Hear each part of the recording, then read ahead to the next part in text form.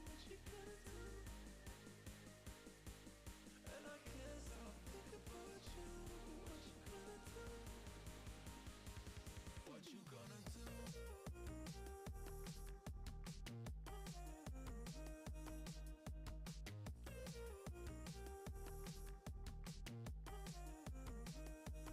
What you gonna do?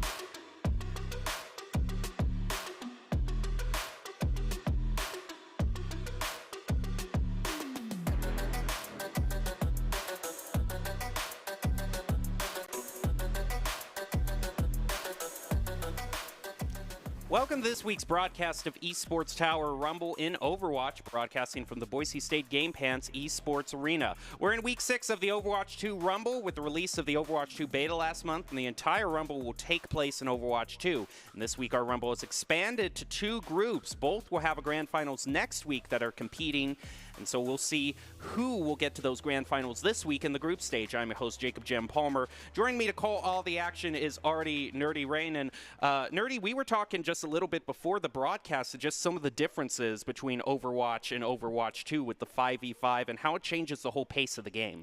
Yeah, so the best way I can describe it is it is basically through and through after the first fight, nothing but scrappy fights. It's like basically free-for-all, kind of, there's 5 people playing, so it's team deathmatch really is what it is. There is no stomping, soft resetting, and then going again. The maps are so huge that there's just no time for it. I mean, on the older maps, we might see some team fights actually get set up past the first one, but beyond that, just expect team deathmatch.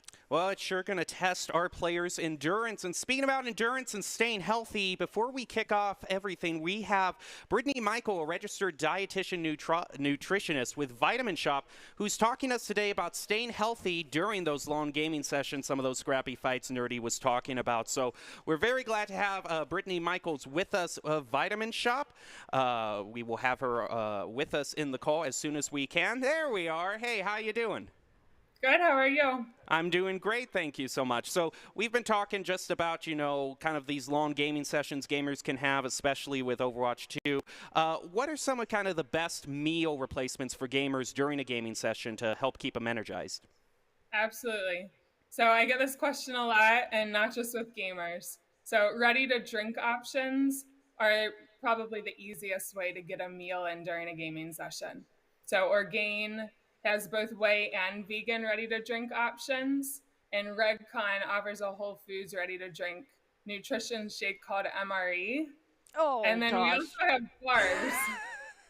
I'm having flashbacks to when I used to work for the military. Absolutely, yes. And then we have bars as well, which are easy because it doesn't require any food prep. We have a bar called Plant, spelled PLNT. That's a plant-based bar, and their peanut butter chocolate chip is my absolute favorite.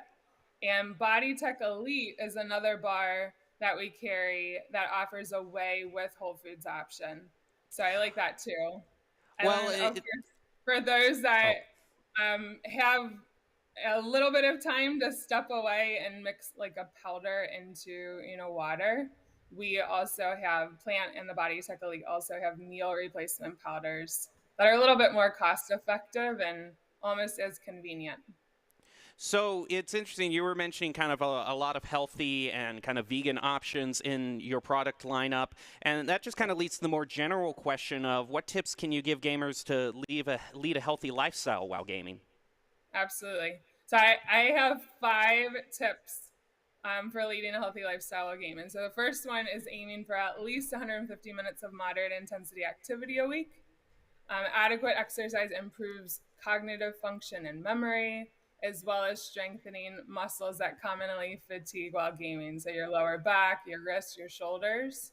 And I always say if you have trouble trying to schedule a daily workout session, then even setting an hourly alarm to get up and move and stretch can be supportive. Number 2 is getting at least 30 minutes of sunshine a day, which I know can be hard for some of us. We make vitamin D in our skin from the sun, and D is needed for so many processes in the body, including mental health, hormones, metabolism, and it even turns on and off our immune system. So if we can't get enough sunshine, I always say take a vitamin D supplement. Number 3 is getting enough water. So aiming for half your body weight in ounces per day. So if you're 150 pounds, you need around 68 ounces or about 8.5 measuring cups per day. Being on the dehydrated side can negatively influence both energy and concentration. Number 4 is aiming for a minimum of 7 hours of sleep a night and using blue light blocking glasses if you plan to see a screen within 2 hours before bedtime. Seeing too much of that blue light before bed can mess up our circadian rhythm. And then the last one related to diet is just choosing whole foods and including a protein and fiber source at every meal. This helps maintaining balance blood sugars, which will help improve concentration and energy levels. So just kind of to work off that last question about whole foods and things that provide you energy, what are some good energy supplements you have for gamers? Absolutely. So there's two different answers here. One is that we need to cover all of our baseline nutrient needs for proper energy metabolism. So if we're missing nutrients in the diet, it will negatively impact our energy levels. So a multivitamin is the easiest way to cover all of our baseline nutrient needs. And B vitamins are in a multivitamin, and those are needed for energy production. So V Thrive is one of the best multivitamins on the market, and they offer male, female, and gender neutral bioactive multivitamin options. And then I'm sure you've heard outside of baselines being covered with a multivitamin, there are also drink powders that have been formulated to reduce gaming fatigue and support mental focus. So just like a pre-workout for athletes, these gamer powders have caffeine, but also include nootropics, which are compounds that enhance cognitive memory, cognition, memory, focus, and reaction time. And two of my favorites are Redcon's War Games and Game Day by Man Sports. And some that don't want to do drinks could also take a capsule option. So For Brain by Force Factor has one, and so does the Genius brand has a product called Genius Gamer. Do they by chance offer sugar-free options for those energy, like those mixed drinks? Because there's quite a few of our team members who actually have, who are diabetic. So I'm wondering for their sake. Great question. So most of these powder options are nothing like Red Bull. They are, carb-free or really just focused on those nootropic side of the benefits. All right. Absolutely. Sounds like quite a lineup, a lot of interesting stuff that can, I'm sure, help gamers. I am sure a lot of our Esports Tower players are probably taking some right now, and hopefully it'll help them do their best. We've been talking with Brittany Michaels of Vitamin Shop. Thank you so much for joining us. Of course. Thank you. Thank you. All righty, and now we are ready to get to the Overwatch stage of this broadcast, taking entirely in place, as we were saying, in the Overwatch 2 beta. 2 stages for this fight, and Group A is going to include the Cyclones, Wolves, and Tsunamis, whereas Group B is going to include the Landslides, Riptides, Everests, and Tornadoes. And Nerdy, when looking at this list of teams, does anyone stand out to you? Definitely going to be keeping an eye on Team Everest, Team Tornadoes, and Team Riptides. Kind of that full entire actually bottom stack is a team to be looking out for, in my opinion. I'm really interested to see how the Wolves perform because I don't feel like we've seen enough of them just yet. And we got to keep in mind that the Overwatch beta, it was not around for a very long time, was not here for a very long time to begin with for all of these players. So it's going to be very interesting how they adapt to some of the changes that are introduced, especially because during the beta process, almost every week there are hero changes being rolled out. My personal favorite right now is the Zenyatta kick that now boops you like 6 feet back. It is absolutely beautiful to see that a Zenyatta can now get environmental kills. I call it the Rocket strategy. Just kick them until they fly off the end. Yes. But there are probably some better tips that these players can keep in mind, and those are going to be Doc's keys to the game in Overwatch. That's going to be never take a fair fight. That means to take fights in unexpected places when they are unprepared, and keep your tank alive because you don't have 2 anymore. It's Doc's keys to the game, brought to you by Esports Tower. Score pro advice at esportstower.com. Improve your game sense, improve your team play, and improve your performance under pressure. You'll get matched with great players and professional coaches to help you rank up. Our first matchup of the night is going to be the Cyclones versus the Tsunamis. So overall, what are you thinking of this particular matchup? I am thinking that it is ultimately going to be whichever team is going to be utilizing flank angles the most. I'm very curious to see what map we're starting out on. I think we're starting out on push, correct? It looks like actually Ilios is going to be. Okay, so we're going to go King of the Hill first. So no flanking. This is very traditional Overwatch. Because these are the older maps, this is actually going to be coming down to who has the most organized fights and can reconvene the fastest, because these smaller maps heavily rely on that. Those first 2 Doc's keys of the game really play into the older Overwatch-style maps. And then, of course, across the board, keep your tank alive. If you lose the support, good luck, tank. Well, we'll kick off the night with a Group A match between the Cyclones Ready and for Tsunamis. battle. Who will get the first series win of the night?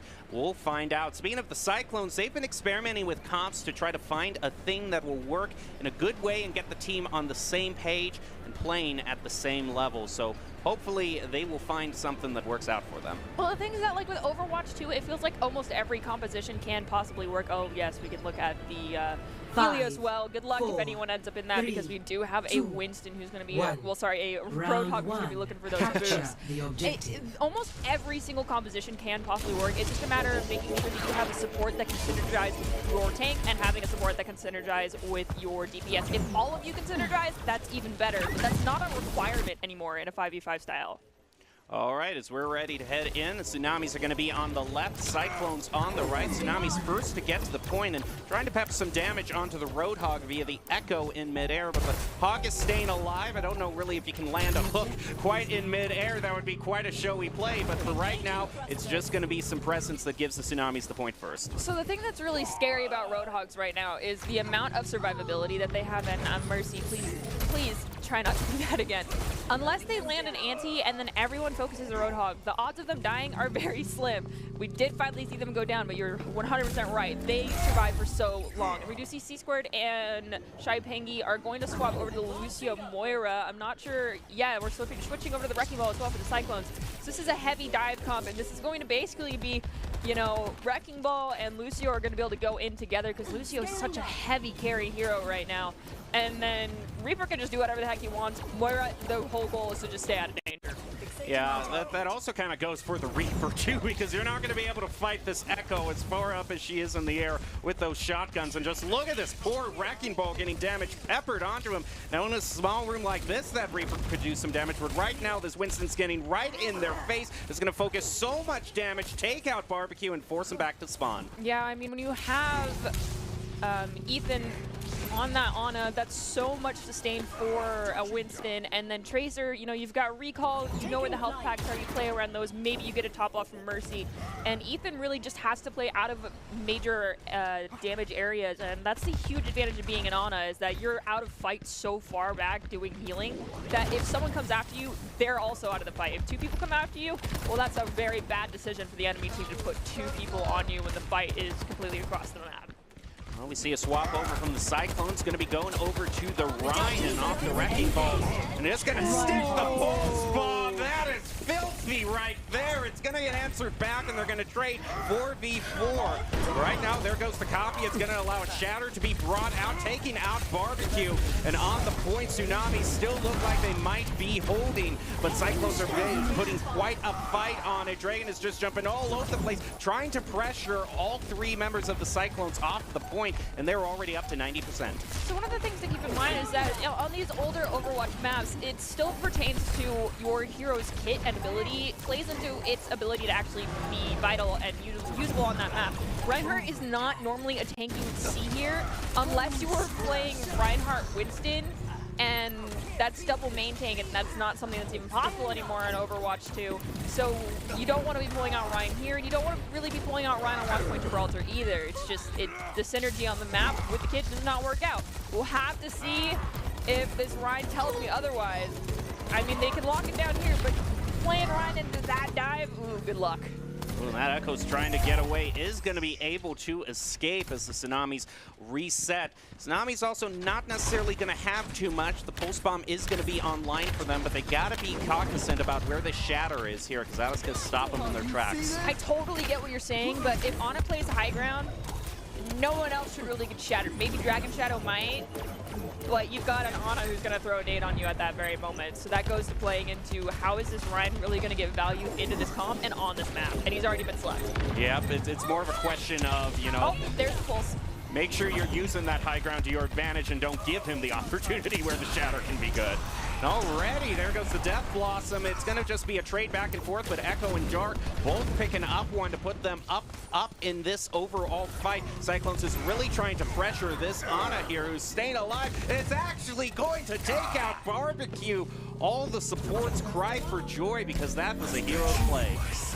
One of the big things to remember is that with the changes to Overwatch, from Overwatch 1 to Overwatch 2 with the supports is you know, you can't take away a tank, one of the people that protect your supports, and keep your supports as squishy as they used to be. So one of the things that was changed is the amount of damage they're able to output, and this is basically what we consider Ana 2.0, and that is you are a healer first, but right after that you are not afraid to take the 1v1s anymore as an Ana player, and that is why you have to send 2 people after an Ana who can land their shots or land their sleeps, and if someone does that, well, their front line is now very weak.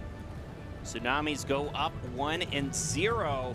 They've been mainly working on refining their 5-person dive comps and working on target calling, prioritizing, and team shots. And Dark has moved over to DPS in Overwatch 2. He's been a very reliable asset to the Tsunamis on comms and in mechanics.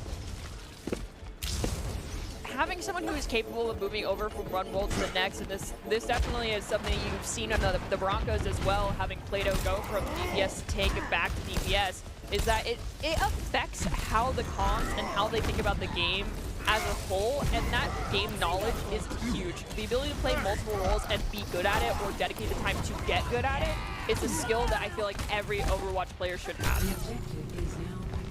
Well, the objective is going to be Cyclones try to get the initial pick here.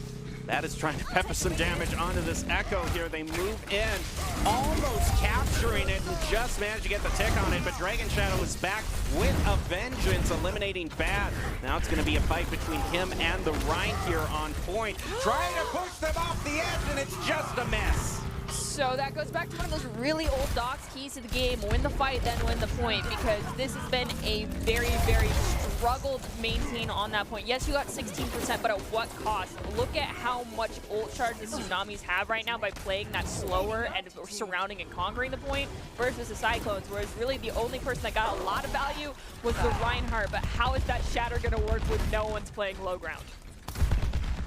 Now that 16% has been very quickly made up by the Tsunamis.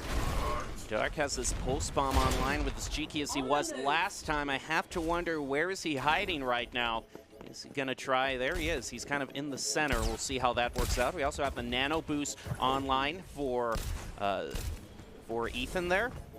Hopefully this Ana is ult tracking and is aware that if their Winston is up there and does not have bubble in the perfect spot, where he engages right here and this Rhine does a 180, probably gonna get shattered. You need to use that nano to keep them alive. We do see Dark, well, Dragon is gonna be able to pick out 2. Dark's gonna go down, unfortunately, but Hardy up by 1, playing a little slow. This should be okay, and there's a whiffed shatter coming out from our poor Reinhardt. Yeah, that's just kind of a textbook example of when you don't want to shatter. Both your DPSs are gone. The fight is lost at that point. Now you've just pressed Q and cost some even more eco for your team. Dragon, no one saw that. It's okay. Yeah, they're still in the lead. Right now, I would really be hoping that we would see the Reinhardt here swap over to something with a little bit more mobility. Orisa doesn't really play super easily onto this map, especially into a comp that just surrounds you, and a Winston that just throws damage through your shield anyway. And are we going to see some environmentals, or are you going to get environmental, Dragon? He's going to have to be careful, but he's also fine just swapping them into the wall and copy out onto the line. A filthy charge and shatter to follow it up, creating chaos on the point. Echo is doing work, but it's not going to be enough, as 2 eliminations already gotten by the Cyclones. They bring out the Death Blossom to try to clear it, but Echo and Dragon Shadow manage to survive. They actually clear out the point and keep it in the Tsunami's hands. That's one of the huge things about Dive as well, is the ability to just continue to get touches on that point, stop the cap from happening, and you can go down 1 and just play a little bit slower, play in the line of sight of whichever support's still alive, and keep touching that point off and on to make sure it doesn't flip. That's absolutely huge and a huge strength of the Tsunami's comp. A lot of ultimates being pressed right now. Nano boost, Valkyrie, Bob is going to try to make a difference right now, but Echo and Dragon Shadow are just having too much fun right now. Ain Shao takes out the Immortality Field, then gets C-squared. Bob is on the point, though, and manages to eliminate Dragon Shadow. Echo coming in, trying to still maintain a presence, but with a well-placed Dynamite is going to get taken out. And I think that might be the point 1, except there is a res on the point thanks to that Mercy, and there you go, they got it.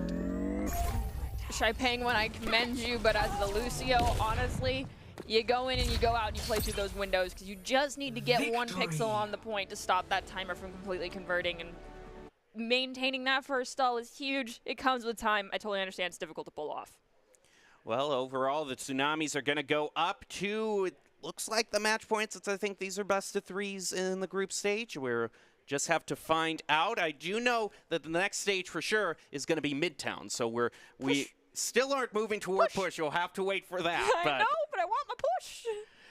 Well, it is a fun mode, but we'll have to do something a little bit. But I do gotta say, for a mode that we're used to, I love the aesthetics of Midtown. Like, Yes. it is one of the most gorgeous stages I've ever seen. I will 100% give that to Activision Blizzard. Y'all did amazing on the aesthetics. I mean, now that the beta is technically over for most of us, when I am playing on Overwatch 1, it feels so gosh darn clunky half the time. I'm like, the tick rate didn't even change. It's just the aesthetics are so much smoother. I don't know what they did, Sure. how they changed it. I'm pretty sure they're still using the same animation engine too. It's just things got smoothed out. RTX on. Yeah, it looks very nice. It flows very nicely. Granted, team fights still just feel clunky. That's just how it's going to be for a while. But Midtown is gorgeous, and New Queen Street is also gorgeous. But my favorite has to be Coliseo. Oh, yeah, there are a lot of great... You're just finding any way you can to just try to insert push into the Maybe. conversation just to try to get us there. Well, overall, let's head on down to Midtown and see what's going on. Will the Tsunamis claim the victory here? We'll just have to find out as we're ready to go right now. I love Deco Punk as an aesthetic. I mean, you can keep your steampunk, but Deco Punk and Diesel Punk for me, I just love that. I didn't know that this was a subgenre of the, like, the punky. Yeah. So steampunk, just while we're ready to get up, just as a quick, aside. So steampunk is like, 1890s, 1880s. The world never moved beyond steam technology. Diesel punk is the offshoot of that. That's a few decades in the 30s and 40s, never really moving past diesel technology. So you'll see, think BioShock did. That's deco punk, which is kind of an offshoot of diesel punk, which focuses more on the aesthetics. But like BioShock and stuff that really focuses on that 1940s, 30s aesthetic of deco and World War II technology, that's deco and diesel punk. And that's technically my favorite, which is why I like this stage. When I was going through my, it's not a phase, mom phase, I definitely was into the cyberpunk and just the goth in general. So I'm familiar actually with cyberpunk a little bit more than I am with So you've got all the time ranges to choose from. You got steampunk, diesel punk, and cyberpunk. Absolutely beautiful. And this is the one thing that I will say is a weird change. It works great. It's annoying. It's not the worst thing to deal with because it's only a 1-second hack, but Dark is going to abuse it here, and that is hacking while still inside stealth on Sombra is absolutely so annoying. It's like Yoru from Valorant crossed with Sombra from Overwatch 1, and yeah, it's just not fun. Right now, it looks like Tsunamis have managed to hold off the Cyclones for right now, burn a bit of time. Gonna have about 3 minutes. Using the Junkrat on attack here, almost taken out Dark there, who manages to escape. We do have this Hanzo looking to use his Sonic Arrow to try and get some information on where people are staying. Managing to push back quite a few members here of Tsunamis. That is great, but this Sombra is just going to make this Reinhardt fight a little difficult. Ooh, Echo taking a bit of damage there from the Hanzo. Rain Shadow is going to be the first one. And I always like it when we have the dueling Shimada brothers on opposite teams right now. And right now, Genji seems to be the winner of that one. They're dueling right in the train like a movie climax, and it's going to be Tsunamis winning that fight, keeping hold of the point. And I do believe we previously saw Barbecue, and I mentioned this the last time I was able to broadcast. Sorry for not being here last week, anyone who's watching, by the way. Barbecue abused that upper train area, and this was prior to an update getting dropped where you can't spend as much time up there as people used to be able to spend. Happy about it. It made Junkrats and Widowmakers that like to abuse it, Kefri, a little unhappy though. And now the Sombra's going to get fined out. Probably he's going to have to teleport back as Cyclone's trying to take some sort of ultimate route, or in fact are just going to get pushed into this narrow alleyway. And a shadow brought out on from Moist there. He's going to be able to put a dent in the Tsunamis, but Dark's still doing work here. Oh no, Lucio, you got a little too over-aggressive. There goes Dark, is going to teleport back. Just hack one of those health packs, and right now still no tick gotten for the Cyclones at all. 90 seconds left though, with the way I mentioned earlier, lots of scrappy fights. We've had a couple of resets here, but not entire resets. It isn't, you know, into now. You can actually get out for some reason. Perhaps we'll see that change. Maybe there's no way they're going to buff Lucio. They just nerfed him. So the ability to get out is going to constantly be a thing. It's a matter of full regrouping. But now we got to look at like the Cyclones. They have only beat Entire coming online, whereas we have EMP, Genji Blade, Primal Rage, and B online for the Tsunamis. So the counter ability right now is not very high. But they need to play it smart because that was 2 ultimates so far. And Lukey, please hang on to your beat, otherwise you might all become barbecue for barbecue. There you go. That's a whole team wipe right there. If you didn't notice, Moist has kind of rotated in for the Cyclones. Coaches tell us he's a good addition to the roster, has already fit in really well, comfortable on comms and bringing a good atmosphere to the team. And right now, a good team morale is definitely what the Cyclones need because they need to find a way to bring it together now. They need to claim this point. We do see Barbecue looking for a safe spot to get ready and use his jump tire, but gotta keep in mind that wherever that tire comes out into line of sight, someone's gonna see it. You're most likely gonna get barbecued afterwards. Yes, I'm gonna continue to make punts, and we do immediately see Dragon and Ishu line go down. Well, sorry, take down Tri Penguin and C-Squared. Barbecue just kind of getting mowed down there in that dark alleyway. It's like in real life and in this game. Don't get caught in a dark alleyway in a big city. Yes, real life threats coming from your casuals on desk in Overwatch. And there we go again, Ana damage. And this is something that's very, very common here in Overwatch 1 is taking point seconds before the game would be over. And I do think we're going to see sneaky tire. He's trying to go. Does he have enough time though? He doesn't. He's only going to be able to take out the Ana. Maybe that will be enough. They've already gotten 1 tick here. The Tsunamis are still fighting on the point, trying to get away. Dark might be able to do enough damage. We'll just have to see here. He's going to be able to take out Moist. All that's left is bad. Like you said, Nerdy, it's a scrappy fight on the point, and eventually Cyclones take it. That's just how it is. And the funny part is, previously with Overwatch maps, the spawn, even on Hybrid, would tend to be a little bit too far to handle to try and get a retake very easily here for your team. But especially here, it's quite close, and it puts you in a very bad situation if your team is not going to be calling, okay, this fight's done, we're giving up, and we are all going to rotate and take the high ground. Otherwise, someone just puts themselves right there on that right side where all of the building stuff is, and they get the lead. There goes Coalescence, brought out by Shy to start things off for the Cyclones. Doesn't look like anyone is going to fall to that, but it will help keep the team alive. Right now, we also have Nano Boost that just was available to Ethan. We'll see when he decides to use that. There goes the teleport up for Bad, trying to get right in their faces, maybe for the Death Blossom here, trying to take out the Genji. There goes the Primal Rage, popped by Moist to try to keep him alive. Trades back and forth between Echo and Bad, both at 4v4 for this fight, almost heading into the tunnel. And another huge hack. The question is there going to be the damage follow-up to get back? Doesn't look like it. Again, it's just trading back and forth. Now the Genji play ventilates and Never is going to get a triple. Each picks up 3. Moist turns the favor friendly to come out. Dark did pick up Moist shortly thereafter, though. Payload kind of stalling out, though. Yeah, I don't know what the worst significance of this fire truck. I actually can tell you there is an accident on one of the railways that when we get inside the actual inside the station, you'll hear them discussing it over the intercom system, and this is where that fire truck is going. Now, the extent of lore from that is that the line 1, I think is what it is, that is currently having a fire on it, is possibly the line that leads to Route 66 and is the one that is blown up by the deadlock gang. Yeah. Well, it's probably all due to this poor response time, because in real life, if a fire truck is moving this slow, it can't be good. Yeah, you're hitting a lot of red lights there, bub.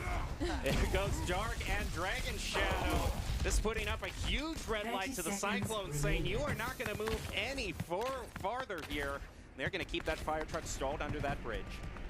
Yeah, I'm just more nerds, so if anyone wants to tag me in more Overwatch 2 or on Twitter, I will happily watch and read all of it. Just FYI, the Nerdy Bird on Twitter. Also, the Nerdy Bird on Twitter, also please bring in push, just in case. I just want to see push today. Make it the push. There goes Barbecue trying to move in here. I don't necessarily know he's starting. He's trying to get away. Has this Riptire. I don't know if it's going to be a hero Riptire. One of them gets caught in that trap. Follow it up. Now where's the Riptire going? Going to take out the Tsunami. Where are you? You don't have much time left. Lucio! Oh, you took a little bit too long. I understand wanting to do the sneaky stall out with the tire, but honestly, with how close we've had Barbecue cutting it with that timer running out, maybe just gun-ho on it would be better. Now the fire truck is moving still uncharacteristically slowly right now for the Cyclones. Luki does manage to put a little bit of a dent in them. Look at this flank here, also by the Tsunamis. Echo trying to get them. They turn around. That's a very well placed teleport away from the Reaper, but now he's going to get some pressure put on him. Coalescence trying to keep the Cyclones alive. They're still maintaining a presence on the point. And in case anyone thinks I'm being biased, yes, I am wanting the Cyclones to win this round out. I'm equal for both sides, okay? Tsunamis won the first map, but now that we're on hybrid, now I want the Cyclones to do it. And then after that, it's okay. And then it's fine, but just please give us push. Well, at the end, looks like, that's going to be the end of the road for the Cyclones. I mean, that Tsunamis are not going to have to make it the full way to win this. No, but in the words of every collegiate Overwatch player yet ever, it's winnable. It is still very doable. You saw how close and how long it took for that point to get capped. Like I said, that's pretty standard right now for the way Overwatch works. And it's really gross, but one of the tactics that you can go with is, okay, we're in the last 45 seconds, no one use ults. And then in the last fight on the point, everybody uses the ults. Oh, that is a nice car. You know, I'm a little shocked that they would think taxis still exist at this point in time. That is true. Well, that's why it's in the museum, but there are some on the street, I suppose. That taxi has obviously got, you know, the floating tires on it, so they've existed long enough for them to make it to that point. I just gotta say, it's old tech, but cars from the 40s, 50s, they look great. I'm looking at old TV shows from the 70s and 80s and thinking, what a horrible pair of decades for automotive history. Some of them are very ugly. Yeah, and just in general, I love that in this future city, all of the automobiles keep the current aesthetics for design of cars right now. I've still seen Crown Vics in the late 21st, early 22nd century. We can let the record show the cars are going more bubble-like, and that just does not look cool aesthetically speaking for video games. I do not. The Crown Vic never goes out of style. When you look at it, you think car, you don't think bubble. That's a car. That's a car. I know that's a car. That's why I cast. I can tell what a car is. Yes, this is a very important skill for anyone who wants to take our position. Well, here we go. Tsunamis are just going to try to take it in their first push, and that's a great start, eliminating C-Squared. They're already on the point where Cyclones are caught up in the train and have to get on the point to try to contest it. They're getting close to their first tick right now. That's a good start by Barbecue, eliminating their Ana. Can Echo survive? Nope, and it looks like that first take is just barely going to be stopped by the Cyclones. So I've noticed quite a bit that we see Shy Penguin and C-Squared going down first, and that is in part due to Tsunami's target focus that they've been working on, as the Overwatch coaches from Esports Tower so kindly told us. However, Shy Penguin and C-Squared, you guys need to be operating as though you know you guys are going to be the first dive target.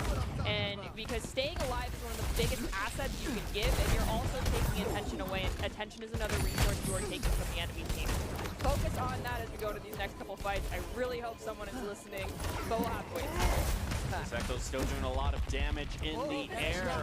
This Junkrat is going to have a hard time countering, and I perish the thought of him actually trying to aim for the Echo.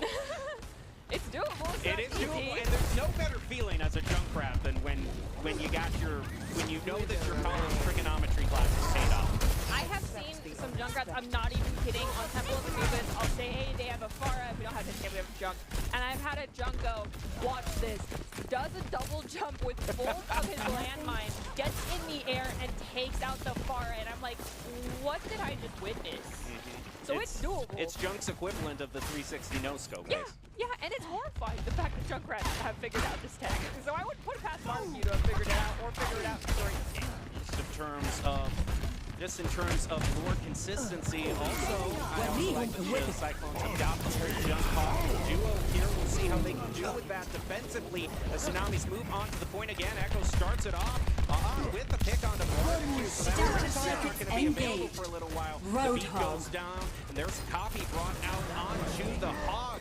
Primal Rage also used, and there's going to be so much pushing Cyclones off the point once this whole move goes online. There it goes. They're just not going to be able to get off the point for right now. There goes the Riptire. Here it comes, a little delayed. How will it do? Oh, it might get Mercy, and it does. But I don't think just taking out the Mercy is going to be quite enough here. Tsunami's claiming the point with more time than the Cyclones had when they got it.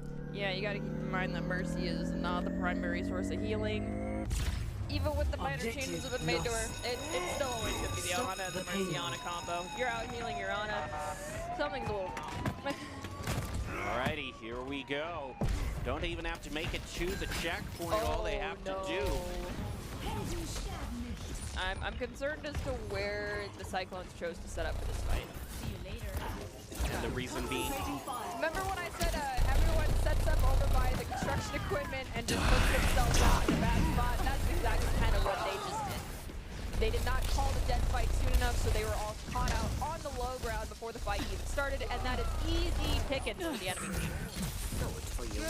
yeah, despite getting a few eliminations here and there, Cyclones have a hard time keeping this payload from moving. Lessons is going to try to heal some teammates, stop some progress, but it's still moving. There goes a nano boost out from the Tsunamis. Watch out for that. Winston, just run away.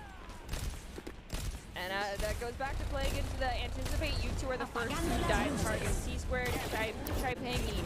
C-squared, you should have known that the next target was going to be Shaipangi and thrown out that orb well before you tried to do any damage after you used your base. He's going to get... The Hawk is just going to get mowed down right there. This Lucio trying to stall out, not going to do it for long. There you go. That's going to do it. We're just going to say, who cares about the call to go into Grand Central? We'll just park outside and call it a day. There we go. There we go. Now, we don't get to see push, unfortunately. Tsunamis do get to see a win, it looks like. And here's the play of the game. Three-piece Nano Blade. It's the three-piece Nano Blade. I mean, overall, something's never changed, and a Nano Blade is still good. Yeah, no, it's disgusting still. And I mean, also technically canceled the Reaper ult too, so even more. There you go. Tsunamis are going to be declared the winner for that one, winning it just in 2 fights. So good job for them. And you know, Nerdy, going it alone can only get you so far. Ultimately, if you want to increase your chances of success, you have to level up your teaming skills. We just saw that with the Nano Blade. I mean, you got to be working with your Ana to be setting that up, and you can see how talented these teams are at working together. Esports Tower really takes the time to create teams of well-matched teammates. Shout out to all the coaches. For those of you watching who haven't checked out Esports Tower clubs, you should. It's the fast track to rank up. Well, the Tsunami strike first in Group A and take down the Cyclones. Next up, the Wolves are going to take on the Cyclones as another Group A matchup, so we'll see if the Cyclones can, in fact, get a win here. I'm very curious to see how the Wolves perform. They're kind of our wild cards this week, at least in my humble opinion. We'll have to wait and see. See how much of a wild card they are. We're going to take a short break and be back with the next match of tonight, so you do not want to go away. A rogue virus, no jobs, sky-high tuition debt. Life is trying to put our generation on the sidelines. But we refuse to just sit back and watch it pass us by. Instead, watch us fly ahead. Watch us overcome anything. Watch us rise. Watch us change our world. Watch us become the next greatest generation.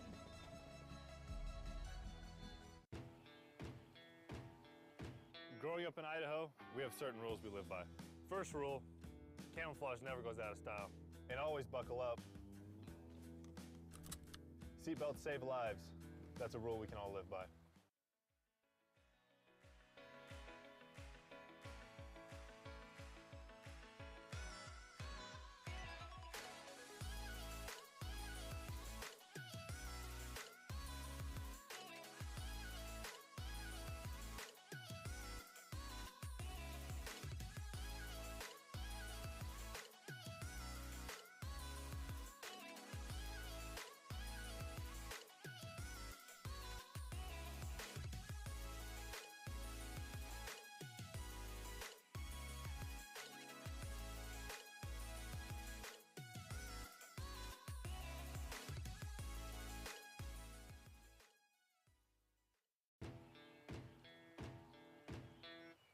Growing up in Riggins, we have certain rules we live by.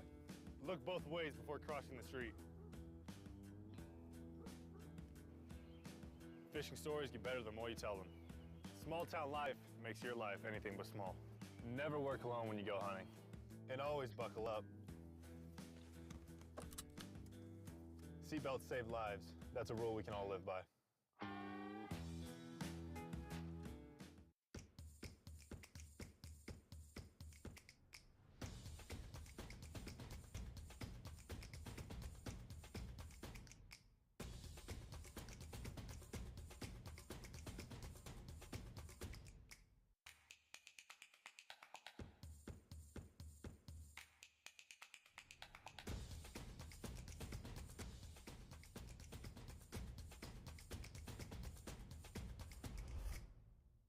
We're going to build bridges and hospitals in a day. We're going to save families from disaster and feed those left in the cold. We invite you to join us. The next greatest generation is now.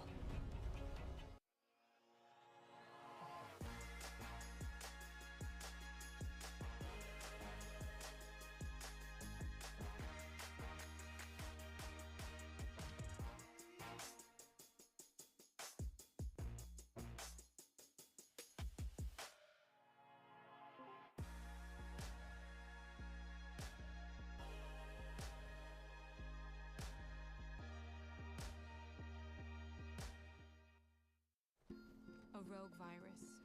No jobs. Sky-high tuition debt. Life is trying to put our generation on the sidelines. But we refuse to just sit back and watch it pass us by. Instead, watch us fly ahead. Watch us overcome anything. Watch us rise. Watch us change our world. Watch us become the next greatest generation.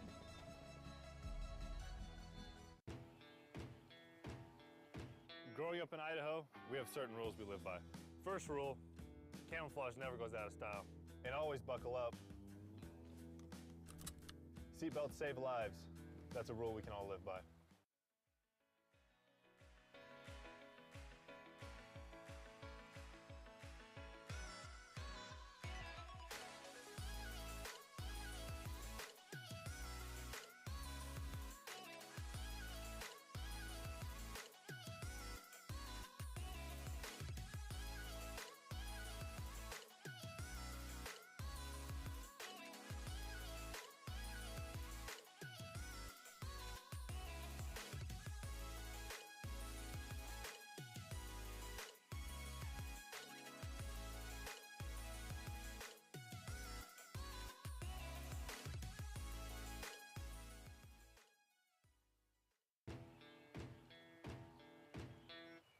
Growing up in Riggins, we have certain rules we live by.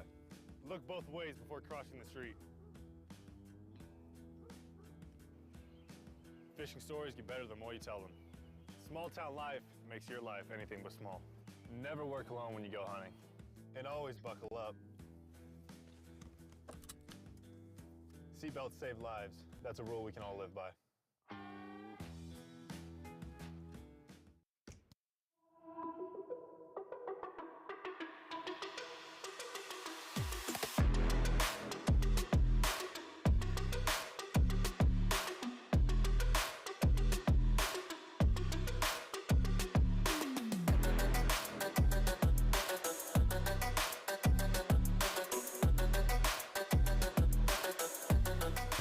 Welcome back to this week's broadcast of the Esports Tower Rumble in Overwatch, broadcasting from the Boise State Game Pants Esports Arena. It's week 6 of our spring Overwatch 2 Rumble. It's time for our second Group A match of the night between the Wolves and the Cyclones. We'll see who gets the win there. I'm your host, Jacob Gem Mountain Palmer, joined by Artie Nerdy Bird Rain.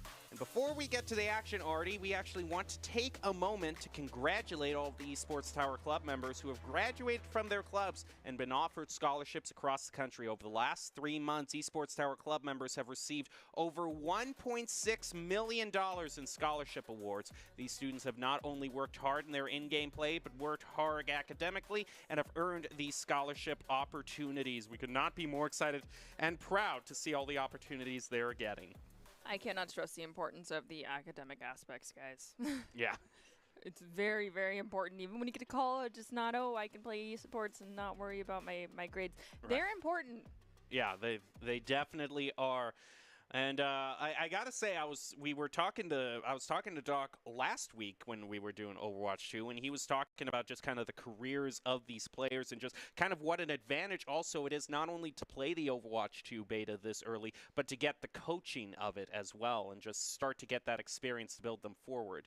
Granted, there are probably going to be a lot of patches going forward. I'm going to speak semi from a can you help a homie out perspective here, but Esports Tower, if y'all could toss me one of them beta keys that you're going to be keeping here for a bit so I can play and actually understand what in the Nuggets is happening on the screen, I'd appreciate it, because I'm the analyst here, and I need to actually play the game to fully understand what the heck is going on. I'm actually being honest, but pseudo trying to, hey, can you give me the homie hookup? Okay. There's a lot of requests from you today, from push to beta code. I want push, and then can I get the just extended beta? Fill out a list that we can read at the punch end. Card. Yeah, a punch card there. Well, Doc has a list of his own for these players. It's Doc's Keys to the Game, brought to us by Esports Tower. It's never to take a fair fight. That means to take fights in unexpected places when your opponents are unprepared and keep your tank alive. Brought to you by Esports Tower. Improve your game sense, improve your team play, improve your performance under pressure. You'll get matched with great players and professional coaches to help you rank up. As we ran into the Wolves versus the Cyclones right now. And right now we're going to be starting off on Lijiang Tower, a very familiar sight in terms of a starting stage. So, I'll be completely honest, playing Symmetra on some of these maps, especially if you know how to do it and you're willing to break your TP, because I know that this is like a hesitancy a lot of players have, is they don't want to break that initial out-of-spawn TP or that initial point TP. If you're willing to break it and use it to your advantage to just go and decide to int on one person, you can become the most horrifying walking microwave in the entire history of Overwatch. So if we see a sim on one of these maps, if we make it especially to Gardens, I wouldn't be surprised if they are devastating for the other team. You know, it's interesting, the player with the gamer tag Toxic Kill is on the Mercy. I don't know if we're going to see a battle Mercy here, but it's almost like they're setting it up. All right, we have King Swifter rolling out on that Doomfist, but we have Moist on the Cyclones yet again rolling out on Ryan. But Ryan and, you know, Lijiang Tower, especially Control Center, is one that works. We got Barbecue on that Symmetra as well. We'll see if they stick on it or if they swap off after initially getting their team out of spawn. But Doomfist is a broken tank. If you play Overwatch 2, you know what I'm saying. He is busted up the wazoo. So King Swifter is going to have a fun day, especially if there is no swap made to try and counter him. Right now, maybe not so fun. He's taking a lot of damage and he's almost limited. So. But there's an advantage to doing that. The heal absorbability for Doomfist as King Swifter goes down. We're going to act like none of us saw that. Just put your hand over the screen. Bad just believe killed us, two people. Doomfist is broken. But it wasn't King Swifter. It was Mercy and someone else. But the absorbability then puts your punch, it ups the damage for it. And one of the most horrifying things is when they use that absorb and you're screaming at your teammates to have them help you kill the Doomfist, and then they don't. And you were already really low health when you were engaging with this Doom. And because no one helped you try and kill him, he's now gonna full punch you and you're just gonna go into the wall. It's broken. A lot of trades back and forth, but Barbecue picking up a double, peppering damage up from this high vantage point. Is anyone going to get up there to challenge him? Right now, Cyclones retake the point. And we do see them pushing all the way up to door. This is a strategy that rings true out from Overwatch 1. Moist will get slept, but there is nothing to capitalize on immediately, even if they had been punched by the Doomfist there.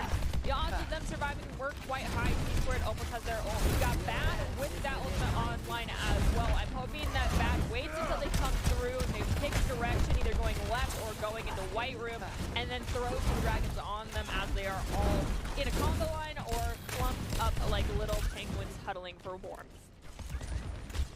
Bad trying to get this on the right here. You also see Tactical Visor brought out here. Familiar chauffeur that just kind of duck back in the hallways trying to wait it out. They're going to also throw out the Dragon Strike here in response, and Moist picks up a double, stopping the Wolves again from retaking the point. And Mercy has decided to go for a res on the backline on the Soldier. I'm not sure if that was a cooldown worth expending here, especially if it caught passive ability when it was already a lost fight. Soldier, I feel like you might just be staggering yourself here, but you do survive, so nice job.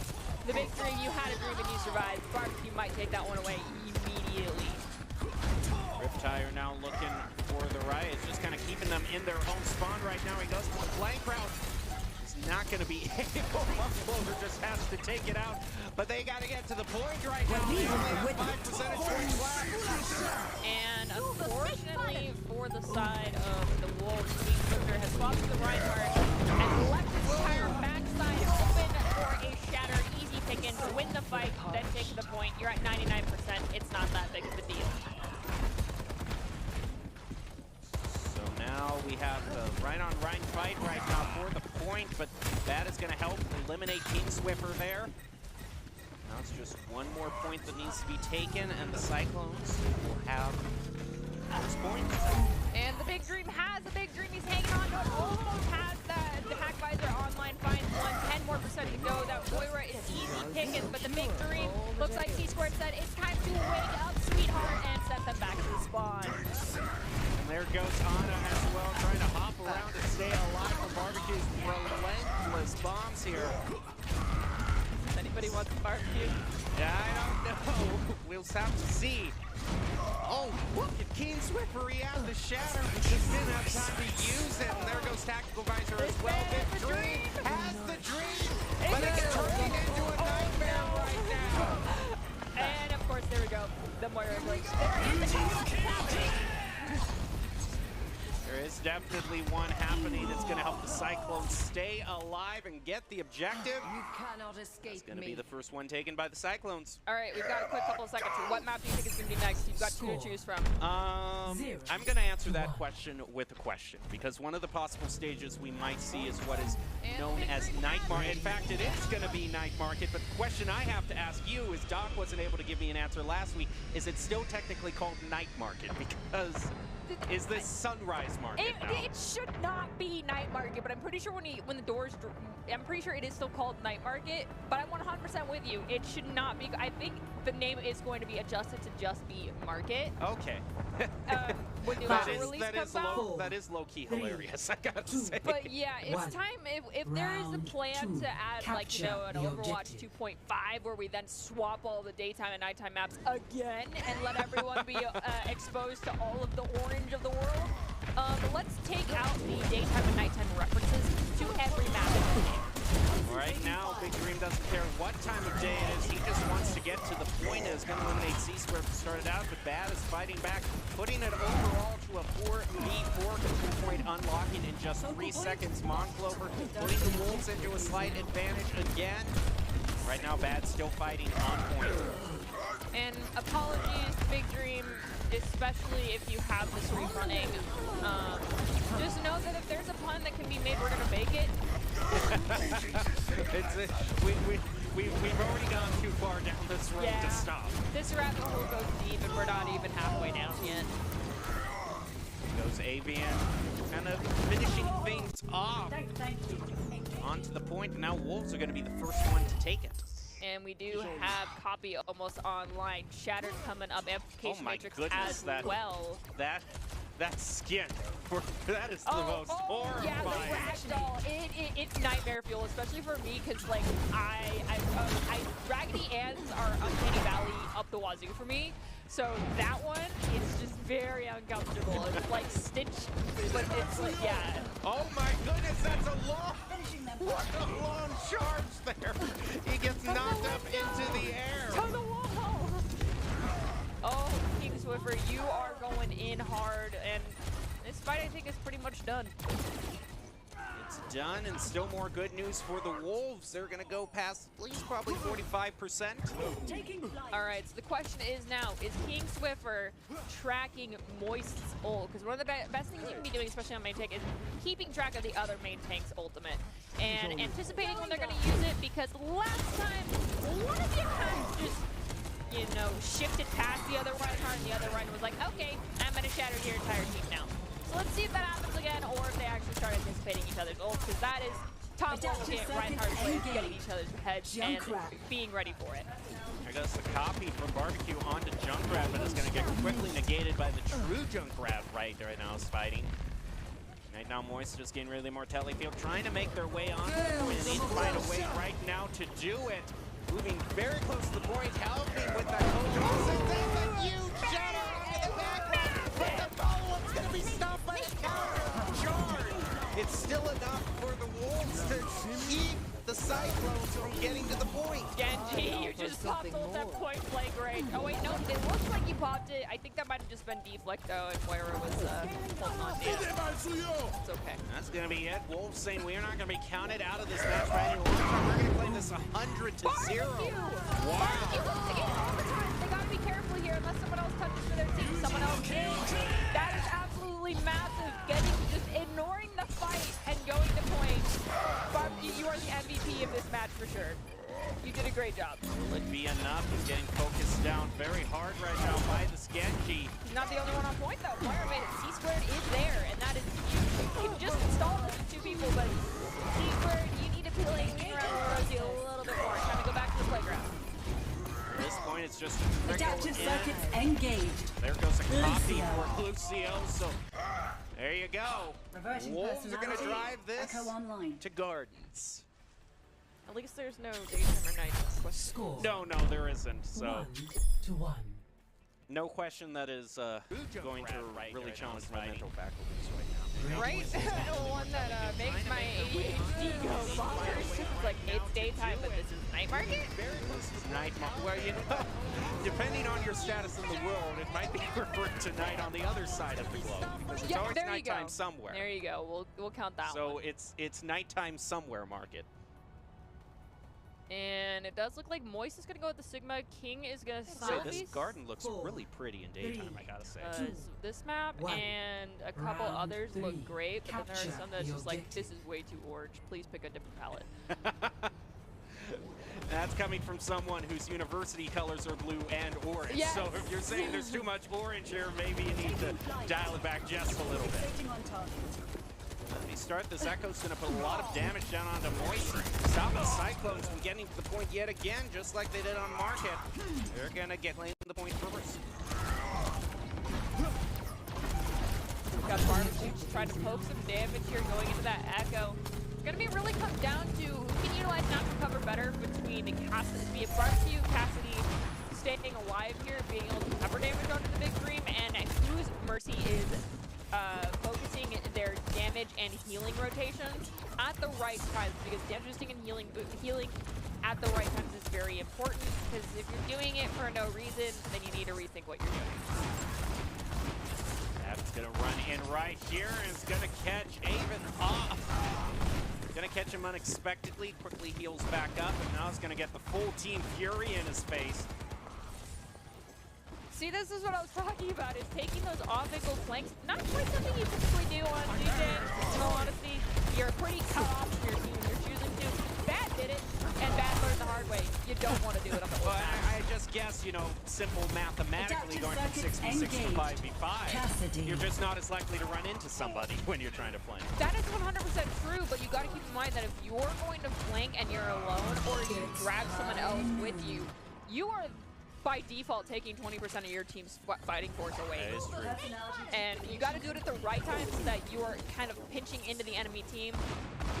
At the same time, so you're only cornering some of the attention resource from the enemy, not all of the attention resource, because you decide to peek a corner when your team is not looking at them, they're not looking at your team, so they all see you and they turn and kill you. Now Wolves look like they might just be the ones to actually win this. Cyclones had such a good start, but Wolves already going past that crucial 80% marker. Yes, we're in one fight territory. Moist is close to the Gravitic Flux, and with having the Mercy ult and Avian both go down, this Sigma ult could be the flipping point. They may not even need it though, with Moist, Bad, and C-Squared all picking up a couple for themselves. Still 2 ultimates online, and Fish, I know that you're going to be either listening to us right now or watching the VOD later. I will say this, having Graphitic Flux and Deadeye combo together does actually make Deadeye very useful. Oh, there goes the Gravitic Flux. I do not hear the Deadeye being used with it, though. But it still is enough to just take out Clover. It's going to have to expend the res, actually, from Toxic there. It looks like Barkeep's going for a flank Deadeye. Taking this much time to rotate around might have been the undoing for their team, actually. Just turn around. Like I said, taking somehow you took 40% of your team's force away to do this flank for so long. Victory. Wasn't a good idea. I don't know, maybe realized the beta was ending and wanted to just try to get a 5-person Deadeye It's not just for gonna posterity. Play Not of the game. Not really gonna happen. The Some words things of- never change, including Junkrat just being Junkrat here. Deadeye is just not the most powerful ult in the game, my friends. Even after they gave him the ability to walk. I do like all the hero and aesthetics upgrade, and Junkrat is just still same old. Scrappy. Just, yep, same old Scrappy. Well, that's a good start for the Wolves here. You said they were going to be the wild card, and they definitely do seem to be putting up quite a fight. Yeah, I'm excited to see what they continue to do. I mean, we've got plenty of more Overwatch to continue to go through tonight, and of course, there's going to be more next week when we go into our Cup games. So, it's exciting. Well, the next bit of Overwatch that you're about to see is going to be a part of Overwatch that's very familiar because it is going to be King's Row. Second stage, what we all know, and, well, what we all know. It's okay. Scrims Row means that there is comps that work already, and yeah, you are missing a tank, but you can still make those comps work, especially Wall and Maul. Wall and Maul still works grotesquely well, so long as they don't decide to switch to, like, Angry Birds. Well, we'll just have to see what is brought out for King's Row. We're going to bring to you the second fight, Wolves versus Cyclones, and Wolves at match point right now in this best of 3. So who will win? We will just have to find out. Speaking a little bit about the Wolves, we've been talking about Monclover here on this Genji. He's been on a flex role for the Wolves. Ready He's for really impressed the battle. coaches with how impressive he's been on all different roles. That is a very well-rounded player, to say the least, and I mentioned it earlier, being able to pick up multiple roles and play them comfortably. Attackers It does a lot incoming for your in game 30 sense, and it seconds. does a lot for you anticipating how another team who plays one of the heroes that you're familiar with is going to play that hero, or possibly a comp, more because you understand each role.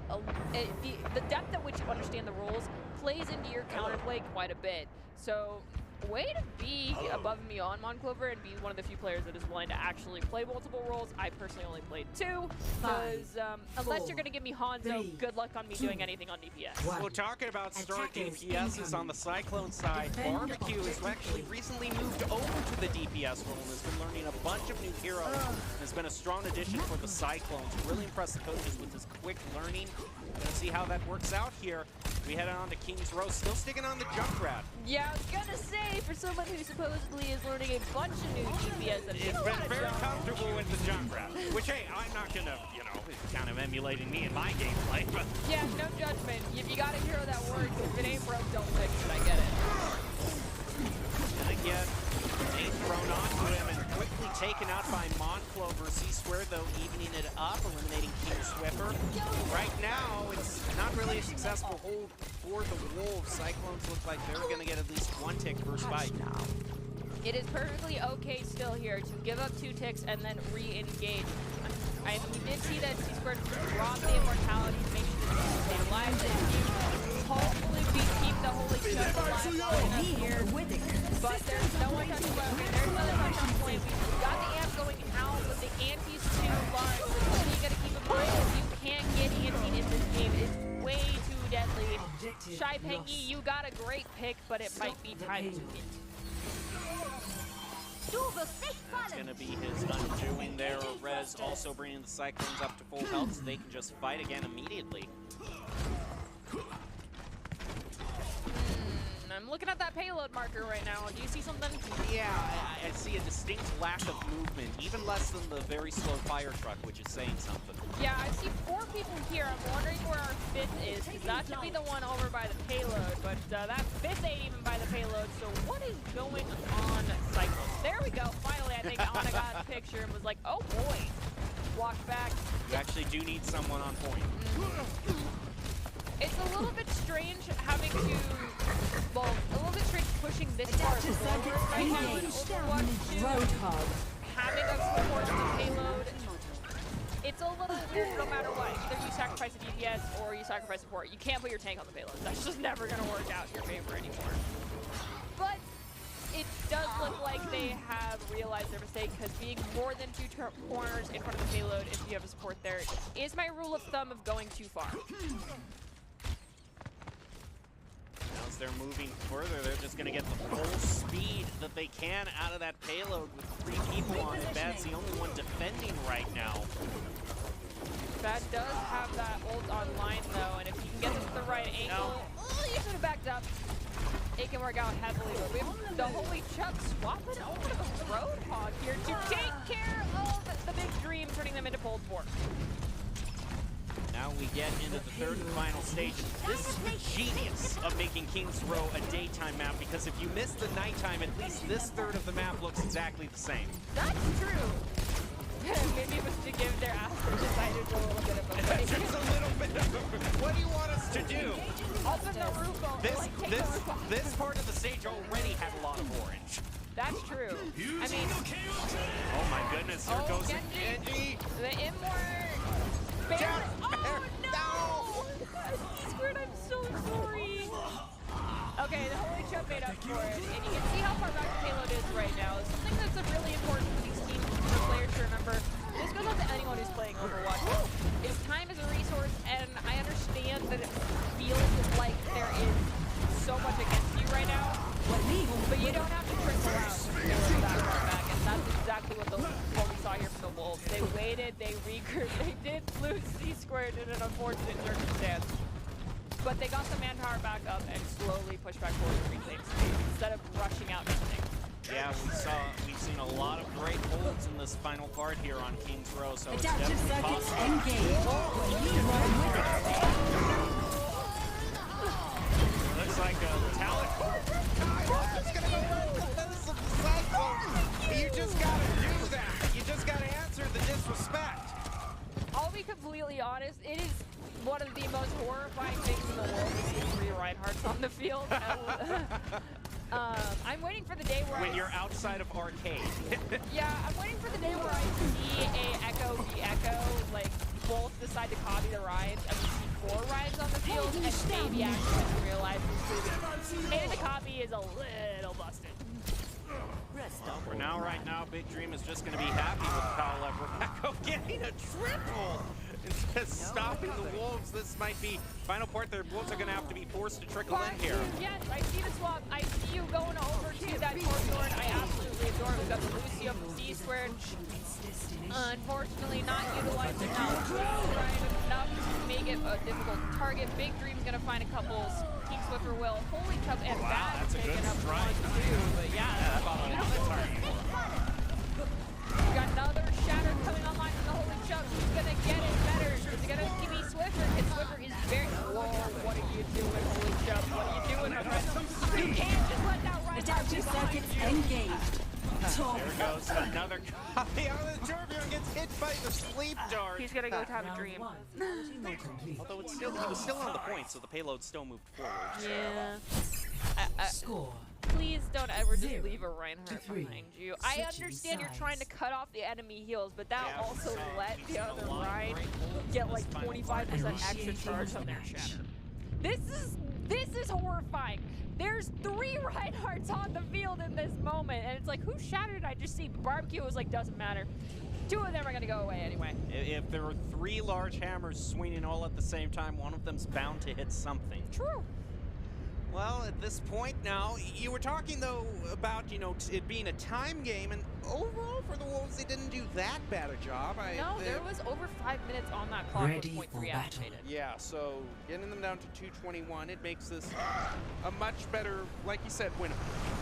And so, at least when I've discussed this with Meridian Technical, you guys have seen them here in the Esports Tower games themselves. Attackers incoming in Like, I 30 understand that it's like, oh my god, they've hit 0.3, there's 5 minutes on the clock. And I'm like, the way I tell my players to handle that is, don't look at the clock right away, but look at the payload distance. That is the time that you have. Look at how many people are on the payload. If there's no one, you got a lot of time. If there's one, you have quite a bit of time. If all 3 of them are on there, well, guess what? You have a bunch of space to claim, and you're gonna get that time back.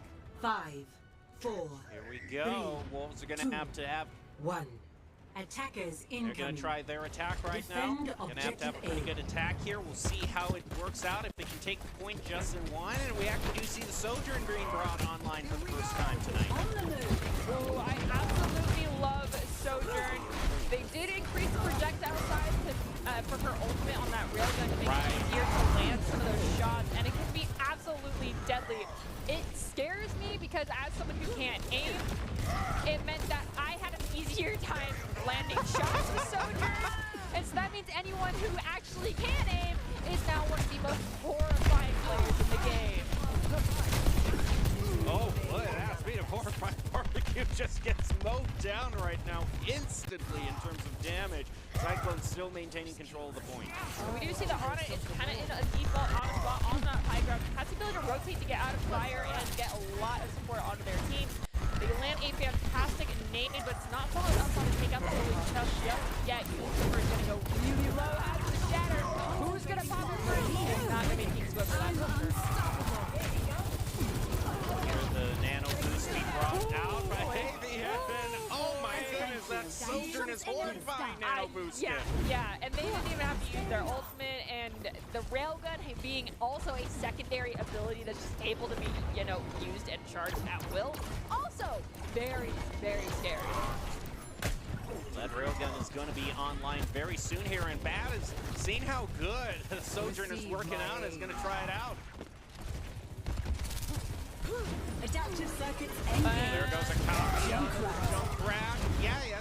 Oh, just before the Reptire, he gets the copy taken down. It's okay, I will be honest, just like a normal Junkrat, you don't exactly want to be in the middle of the team with all of their attention being on you. Pop the Reptire. Oh my goodness, look at this coalescence flank and the damage. Yorp to try to take him out. He's going to be successful with it. Tripangi trying to be Shark Candy 2.0, I see. Nicely done, taking out the Monclover. Let's see if you can keep your team alive, though, because that's the real important part here. Oh, they were almost one tick, just barely almost there, but Cyclones are fighting back right now. Big Dream picking up a double, getting rid of Barbecue and Bad. Both DPS is gone for the Wolves, and they have to retreat. We do have Swiffer still with that Earthshatter online. Chubb has theirs as well. This is a battle of the Reinhardts. These two ultimates, whomever lands it better, whomever preps their team the most, is going to be the one that gets the most value and how we turn this fight. And if you can get 3 down in this shatter, that is the sweet good night, and the point is going to flip. Goes the Riptire brought out by Barbecue, making its way toward the point. Oh, Making its way downtown. the spin to win Riptire. 60 seconds. Well, so here's the thing, though. This railgun is still for both Sojourns. Is going to be online. Not for Bad, though. Big Dream takes him out. And now the nano boost is on. The nano boost with the railgun already gets it.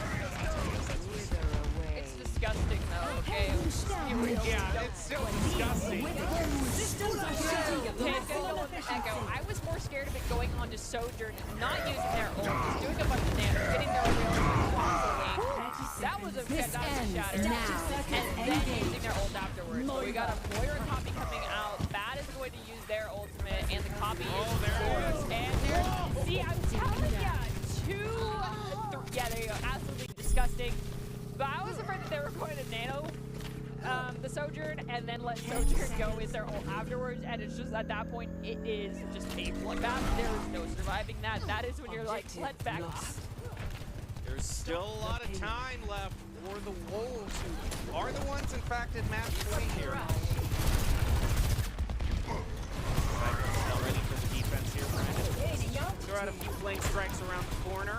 Goes out another one for good measure. Right now, Monclover also has this railgun ready. Oh, very low on health. Actually gets taken out by Bad. The res does manage to go up, but Mercy will go down there after Barbecue finds Swiffer. And now the Cyclone C-squared is blood and thirsty. Going forward, just doing a whole lot of damage. Yes, you can run at Lucio hardcore, but just gotta be careful. You don't overdo it too much because you're not as hard of a carry as you were when the beta first started. goes long-range mine there. I like to see it there.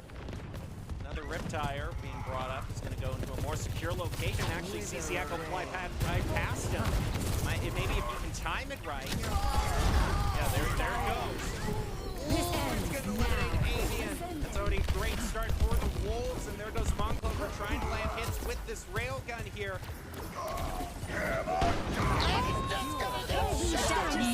Engaged. Reinhardt. I'm just going to hit you with a hammer. I don't care what kind of gun you have. I mean, that is it. That is Maybe you can't bring a knife to a gunfight, but you can bring a hammer to a gunfight. Yeah, that's more like an earthquake. An earthquake to a gunfight. Look at this. And already a 15-player streak there for the Mora. Ever since the Wolves got the payload, they're unstoppable. And that's a whip on that Shatter 2 by King Swiffer.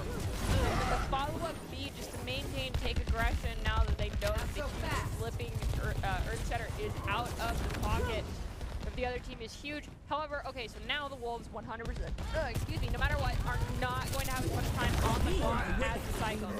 Right now, they need to be focusing on just trying to finish with even a second left on the clock so that we go into overtime and it is not just we have to have a 100% perfect roll for 3 fights because 2.5 minutes roughly can get you 3 fights on point. Go, they're going to do their second attack. Big Dream taking a lot of damage, trying to retreat to the south back. Is going to heal back up. Another Shatter brought This ends now. Shot, but it doesn't quite. It does help Shy. Barbecue actually pick up one. Rez is going to go back on to King Swiffer. Shy picks up Toxic Kill again. That's a 5-1 for the Wolves. They're going to get more distance out of this. I'm going to be completely honest. Bat definitely could have killed that Mercy because they just, I'm pretty sure. And thank you. Oh, yes. Thank you, production, for remembering that graphic exists. We don't use it enough. Thank you so much. Yes, that was a team kill. Bad, I feel like something broke for a moment there, but it's okay. Your team There goes the copy is Adaptive available circuits here. We're engaged. going to bring on the soldier. Uh-oh. This could get ugly. Oh, it's going to stop it. I mean, okay, they got the copy, but they did not actually get the echo, and this is something that needs to be cleaned up consecutively for Esports Tower. Stop letting Mercy get away with these reses. It is gross.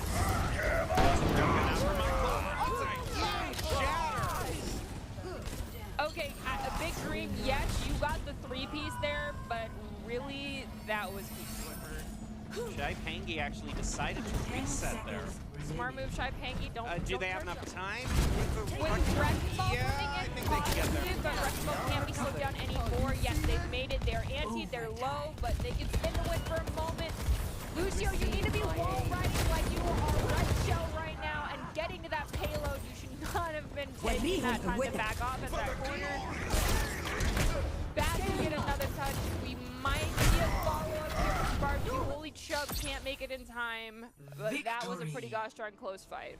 Alrighty, that means the Wolves are going to win that one, tie it up 1-1, which means we do have a real chance here at actually seeing push. We could. Of the game. Well, there goes Barbecue, who's going to get the play of the game as Junkrat here. I'm gonna be completely honest, I really thought that final Shatter was gonna do it. But Barbecue, good job. That is a great play there. Both teams now tied up 1 apiece. And now this is interesting. Now I do not have confirmation of what the next stage is gonna be, so now we get to completely speculate and hope that it is push. Push. I'm like trying to tell production that like, tell me it's push right now and like don't break my heart. Yeah, if I have to see Escort, I'm gonna we're just gonna have to see right now. Well, I mean, okay, so we did King of the Hill and then we did Hybrid. Technically, if it was a full 5-game series, it would be Escort next. True, but it is best of 3. So push. Oh, we're actually you're going to have to take a go to break. break, I hear, to find out. So we'll be right back. We'll find if Nerdy's wish comes true for the day, and we're going to see push. You're just going to have to find out after this. A rogue virus. No jobs. Sky-high tuition debt. Life trying to put our generation on the sidelines. But we refuse to just sit back and watch it pass us by. Instead, watch us fly ahead. Watch us overcome anything. Watch us rise. Watch us change our world. Watch us become the next greatest generation.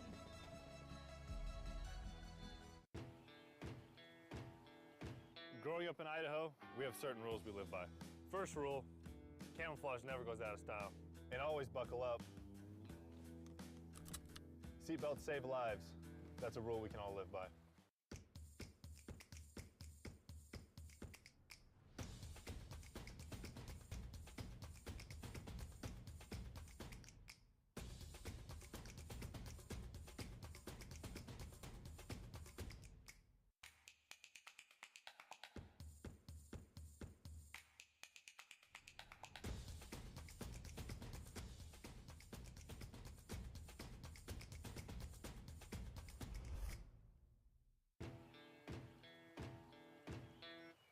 Growing up in Riggins, we have certain rules we live by.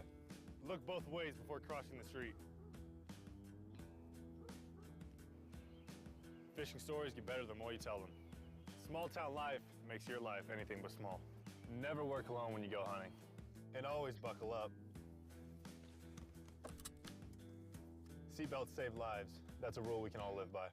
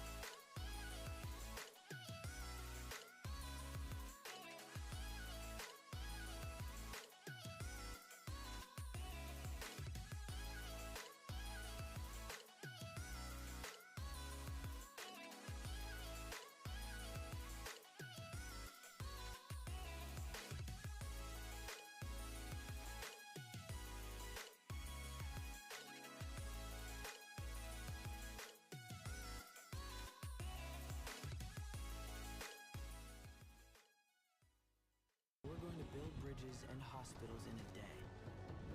We're going to save families from disaster and feed those left in the cold. We invite you to join us. The next greatest generation is now.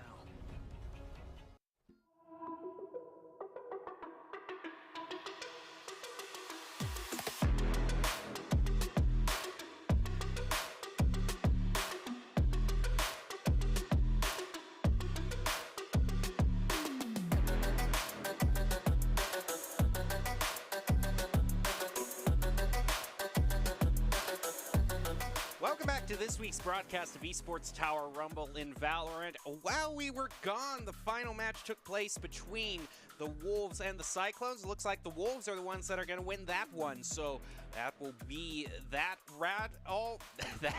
match all wrapped up. The only one we have left is just one match in Group B, and it's the Riptides taking on the defending Rumble champions, the Everest. I'm your host, Jacob Jem Palmer.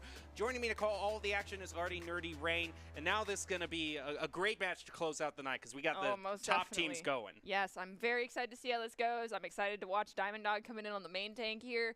I might be a Diamond Dog fan, just a little bit. I'm not going to be biased, I promise. But I will be constantly rooting for whichever team loses in the first match to win the second match because I just want to see push.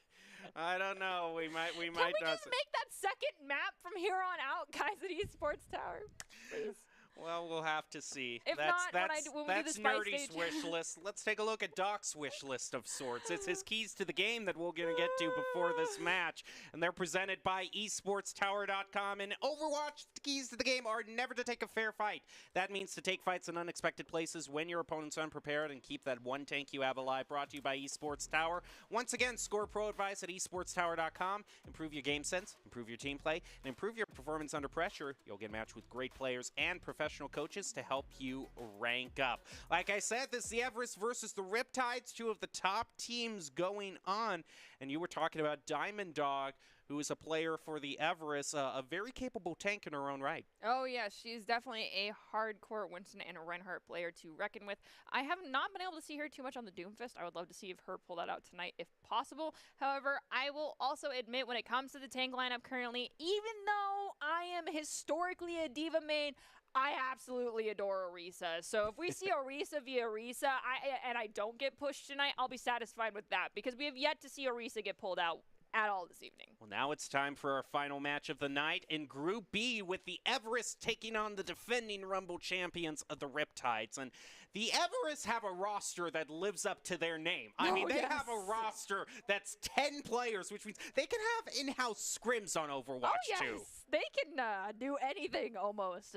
When you have a roster that deep, it's like, why not make two teams? And it's like, but we all like each other. I do like, So we were talking about Diamond Dog. We see her there on the Winston. I also just got to point out Chum is Fum, the best gamer tank ever. Any SpongeBob reference I love, so thank you so much. And we can't say that Chum is Fum is swapping over from playing that off-tank role to going to the support role. And that is something that's very common, is going from that going from the off-tank to a support role.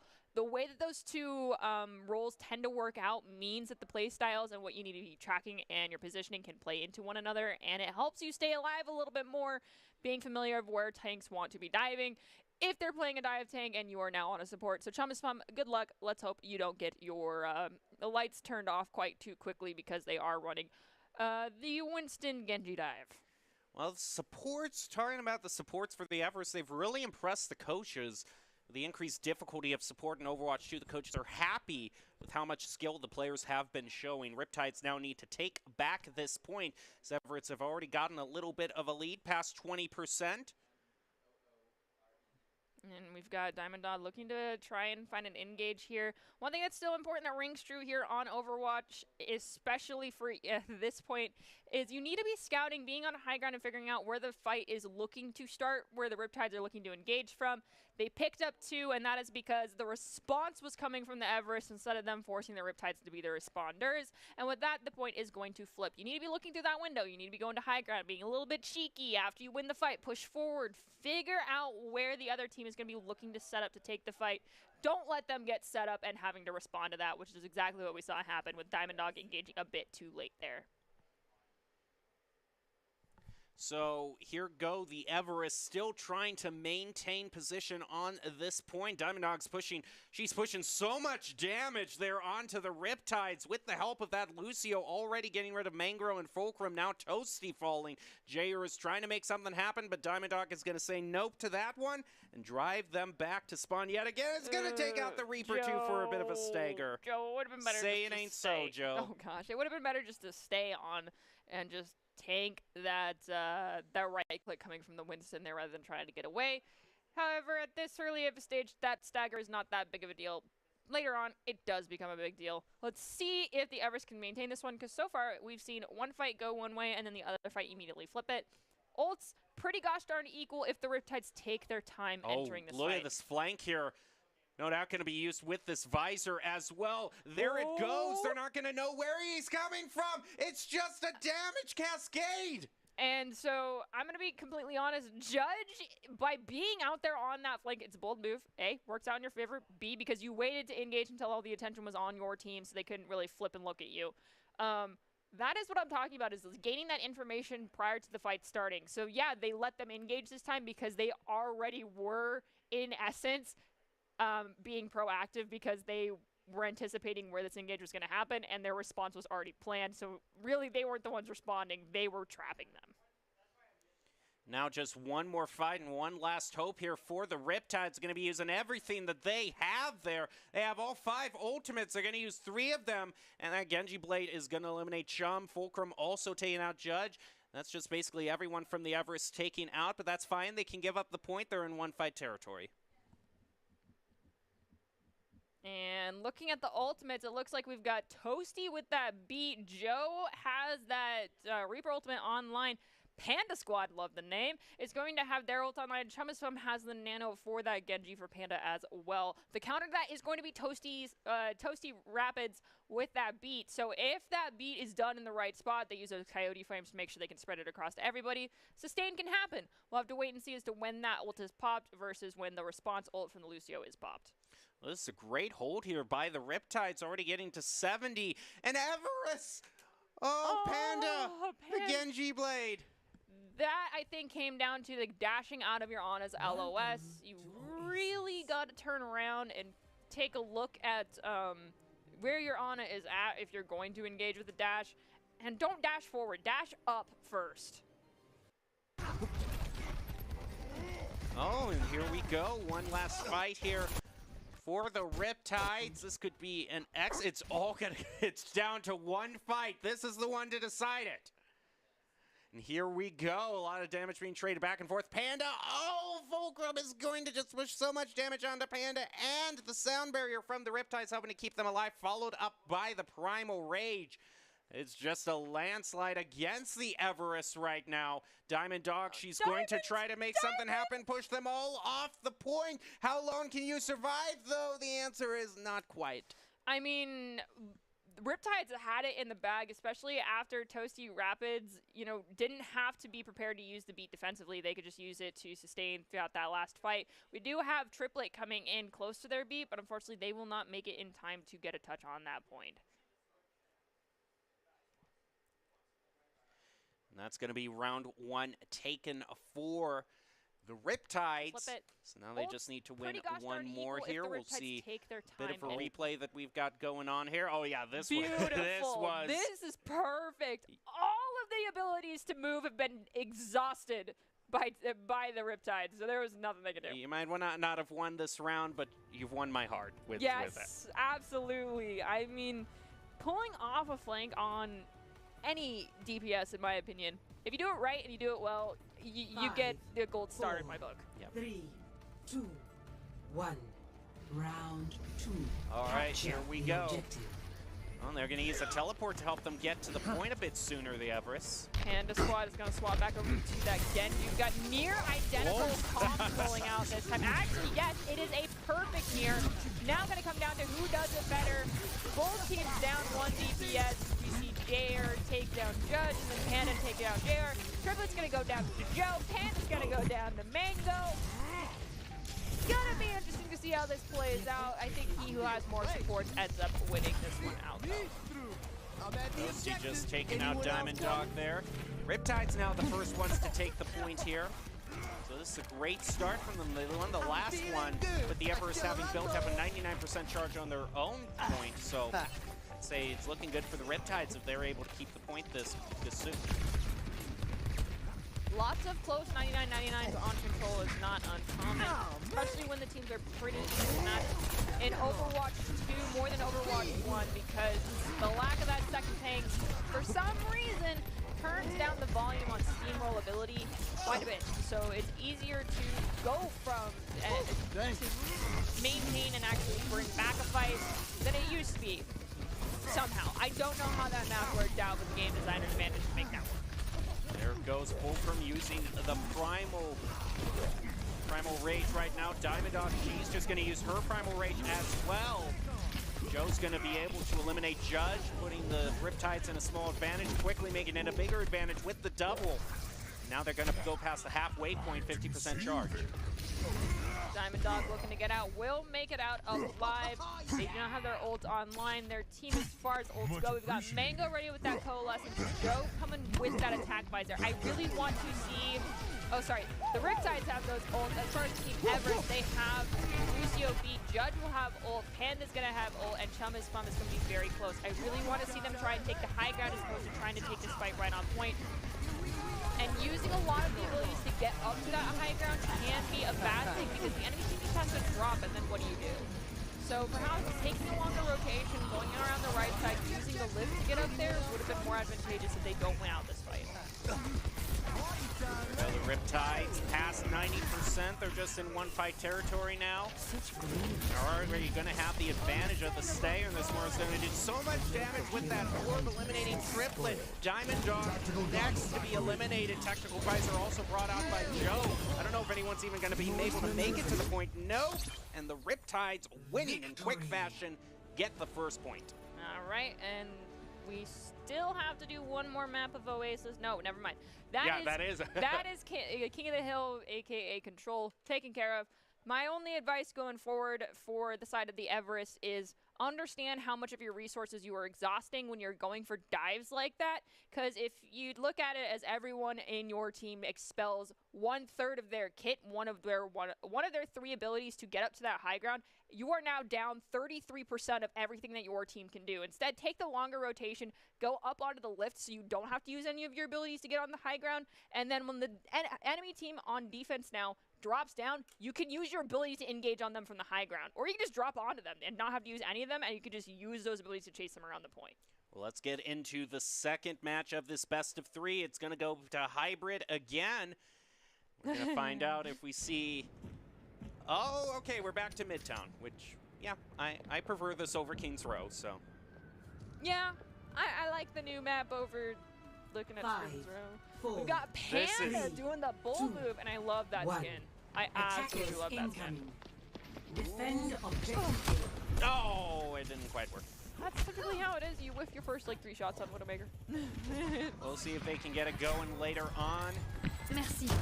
Right now, the Riptides in the lead at match point. They've been putting a lot of emphasis on finding how to find value in trading up ults, like using one of their ultimate and forcing the Everest to use 2. So we'll see how the ult economy works out as this match goes on. Yes, that is also something referred to by other people as joining ultimates. It's like if you pay 10% of your ults, is the enemy team going to pay 20 or are they going to pay none and you lose the fight? It's interesting how that ult economy pays out. We'll have to see if it works in our favor this time. And Sean is back on the Nothing gets past me. But it's going to be out of the mech, though, and quickly taken down. So Diva's not the best tank in the game right now. not in the best place. I mean, if you hear me rooting for an Orisa, which is not a tank I ever used to play as an off-tank player, you know that some tanks just aren't viable. But in a lot of spots. it is interesting how, like, the removal of the off-tank, especially D.Va, makes some ultimates so much more viable now. You can't, the defense matrix is not going to be eating up as many. Oh yes, that also means that like D.Va bombs are so much harder to pull off now too. Like the amount of time that Winston barriers stay alive if your team is not 100% focusing it, and that means your D.Va as well, it just does not die. So you have to perfectly time ultimates and have your team all focusing shields and barriers to poke it out and get the enemy team into a bad position to allow your ult to be of value. Otherwise, it's like a Deadeye 2.0.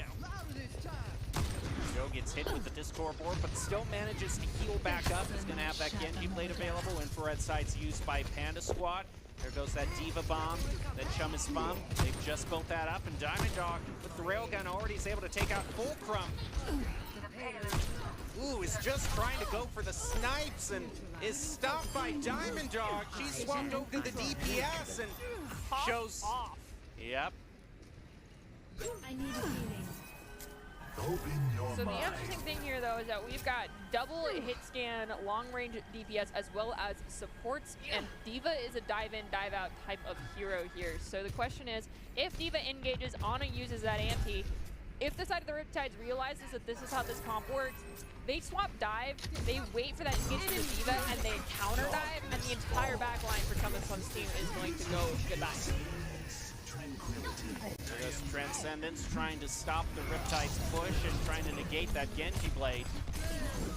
There goes Coalescence and the Primal Fury. It's gonna leave some mileage for them, getting rid of Triplet and Diamond Dog. They're now 2 up in this fight. Toasty Rapids also using that beat for that extra survivability.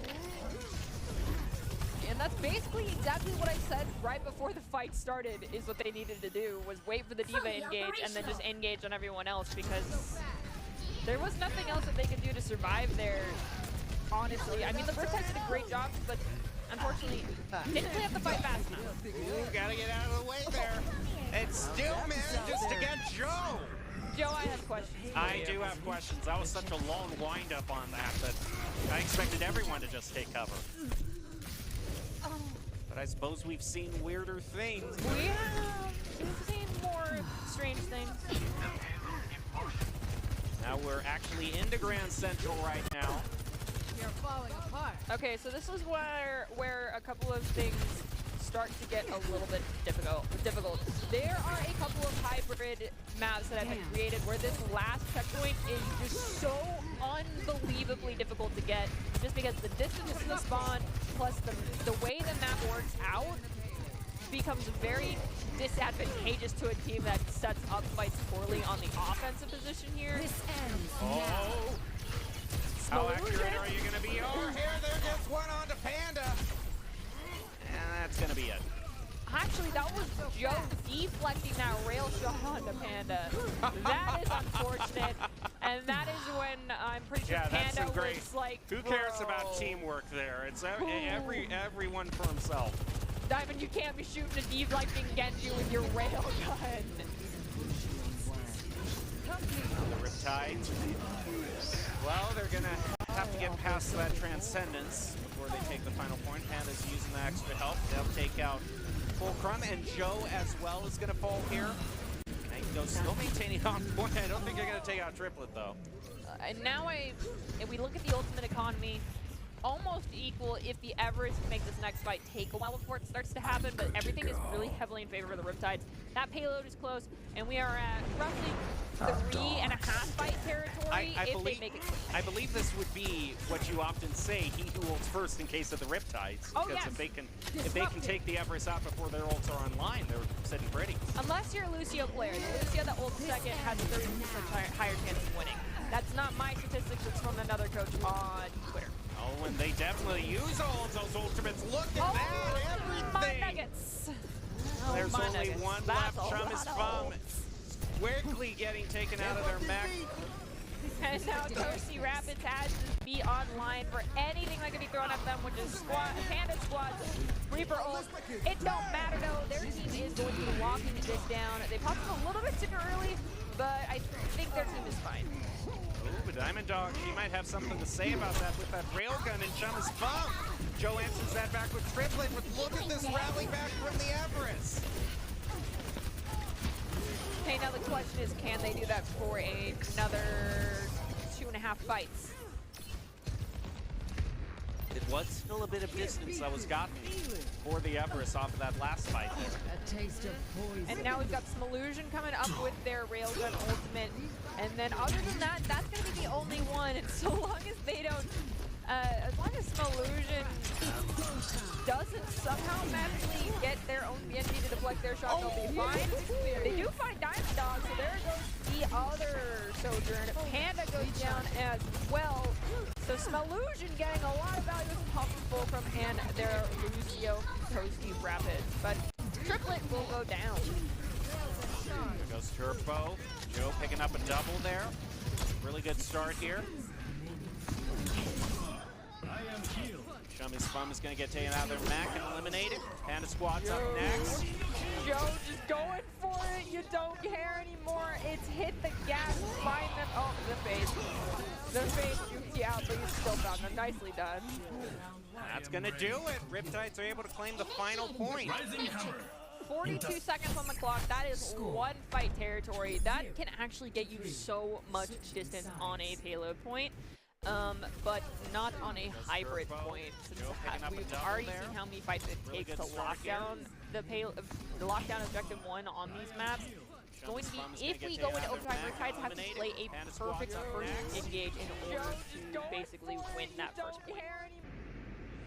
We're going to have to see how they are on defense now. We had a great little sound of some Grand Central ambiance. I'm hoping that we might be able to pick up some of the actual storyline sounds. There is like actual information being given. For battle.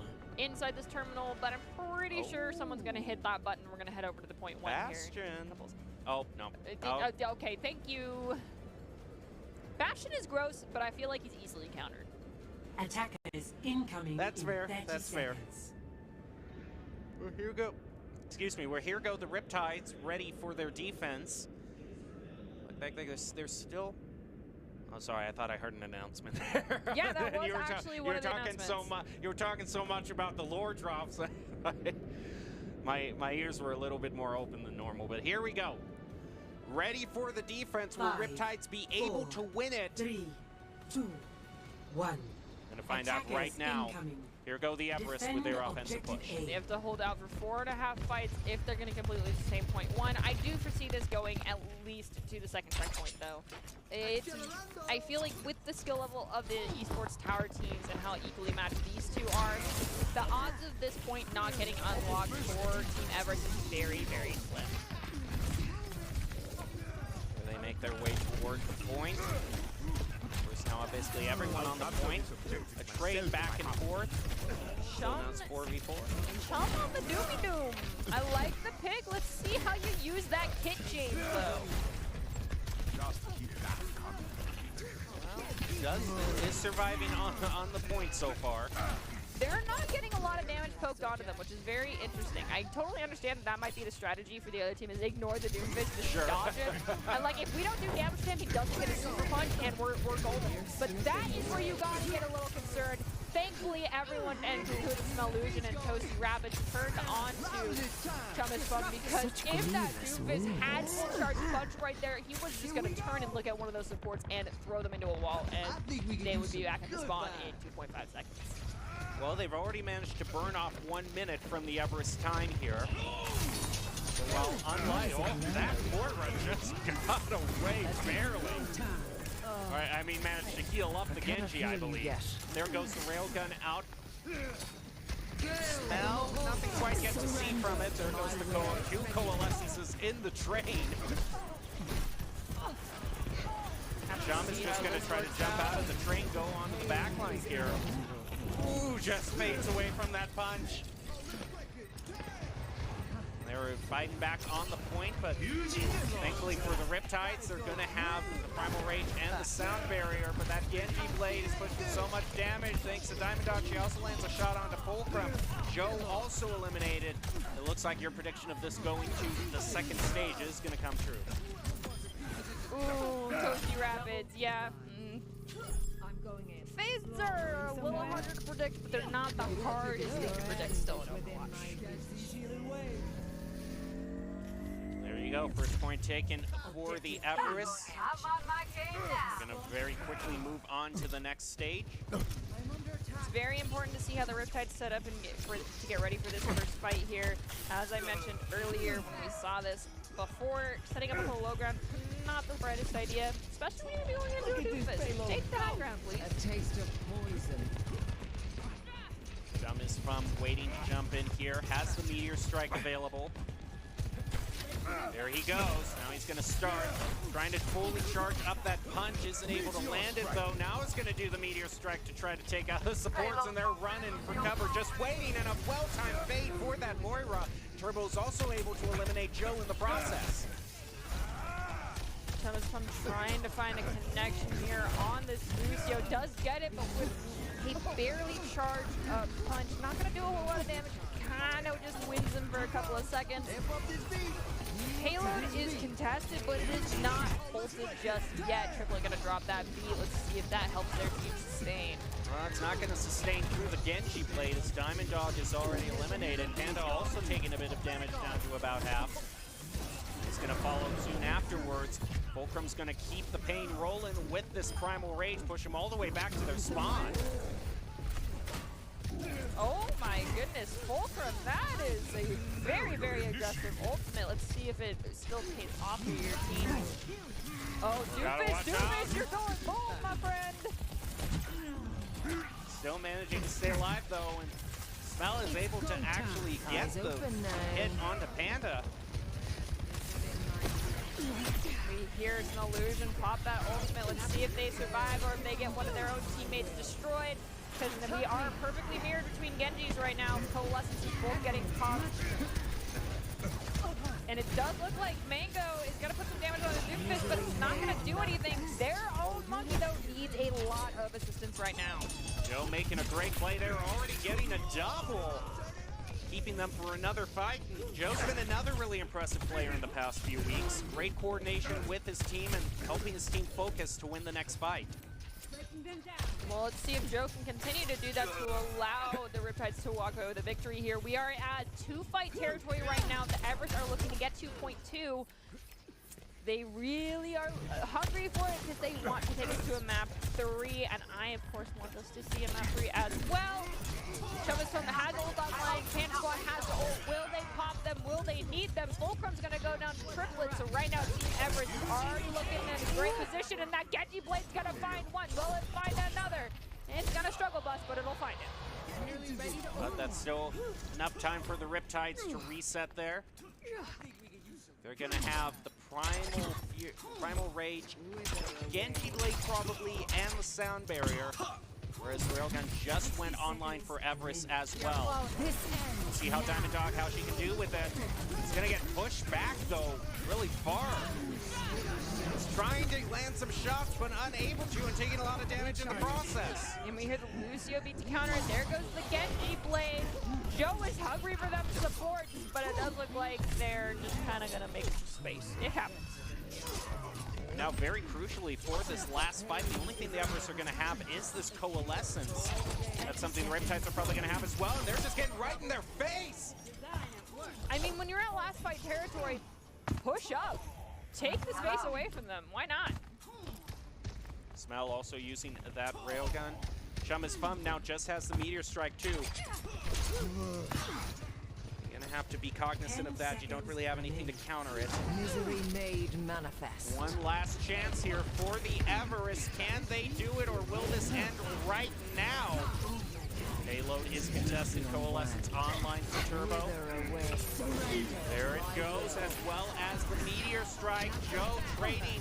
Panda Squad also managing. Look at Joe though with the double.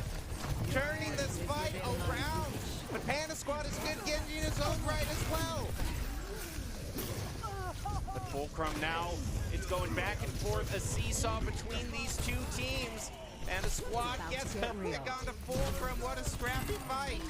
Illusion looking to pick up a couple here. Coalescence gets popped. Lucio is struggling to just stay on that heel. Panda unfortunately going down. Fulcrum is going to be back here in a couple seconds. Chum is Fum looking to stay alive and start getting hiccups right now. Diamond Dog survived for a very long time. Moira's one choosing to go with the heal, one choosing to go with damage. Riptides are very certain they're going to win this fight. Wow, there you go. Riptides win it. So a whole day of nothing but 2s and 0s there. So unfortunately, you'll just probably have to wait a little bit longer to see Push. I mean, I waited, what, 2 years for Overwatch 2? I can wait a couple weeks for Push. Well, do you want to be seen by expert college recruiters, talk directly to esports industry insiders like pro athletes, team general managers, and game producers? Then join the club. Esports Tower players get insider access to industry insights, and with our featured rumbles, recruiters are taking notice too. It's a great way to score exposure if you're looking to start your path to pro or land a collegiate scholarship. Well, both of those... Oh, excuse me. I'm sorry.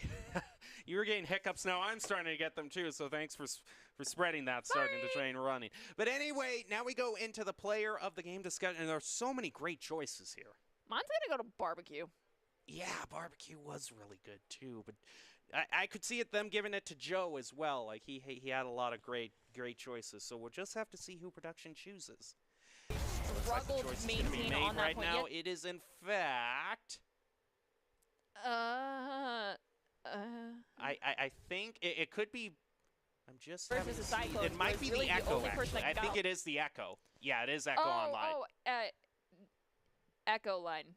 Yeah, I think it's Ichun. Yeah, it's Ichun.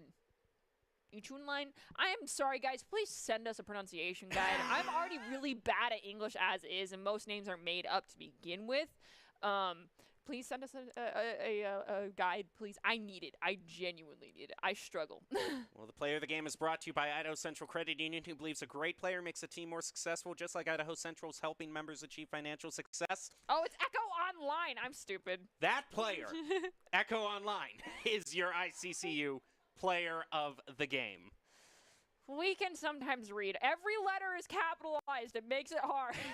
I don't know what's supposed to be the start of a word and what's supposed to be the end of a word. Okay? I am trying. Eschuline.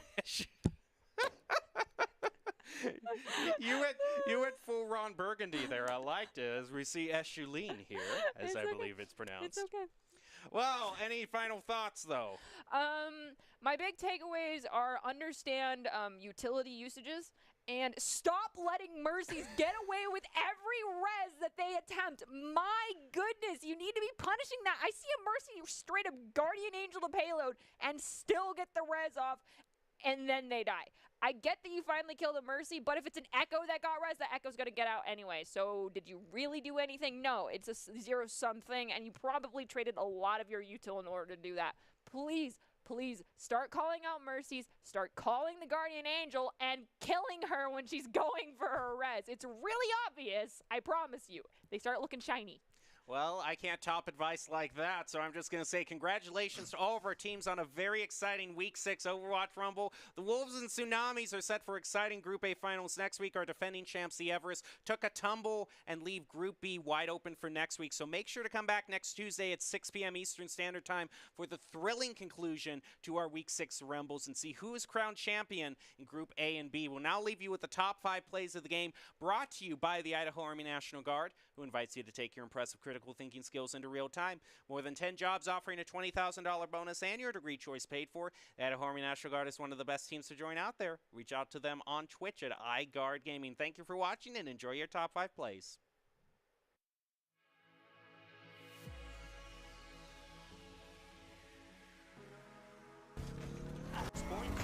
And the Big Dream has a Big Dream. He's hanging on to it. Almost has the Hack Visor online. Finds 10 more percent to go. That Moira is easy pickings, but the Big Dream looks like C-Squared said it's time to wake up, sweetheart, and send them back to the spawn. And there goes Ana as well, trying to hop around the sail. And Bad learned the hard way.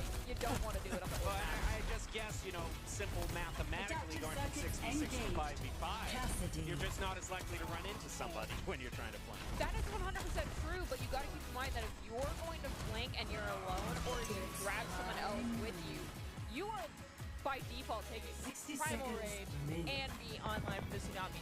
So the counterability right now for the Tsunami is very high. But they need to play it smart, because that was 2 ultimates so far. And Lukey, please hang on to your beat, otherwise you might all become barbecue. There you go. That's a whole team wipe right. And also see Tactical Visor brought out here. It's really a go for it. They just kind of duck back in the hallways, trying to wait it out. They're going to also throw out the Dragons right here in response. And Boys picks up a double, stopping the Wolves again from retaking the point. And Mercy has decided to go for a res, screaming at your teammates to have them help you kill the stupids, and then they don't. And you were already really low health when you were engaging with this dude. And because no one helped you try and kill him, he's now going to full punch you, and you're just going to go through. It's broken. A lot of trades back and forth, with Barbecue picking up a double, peppering damage.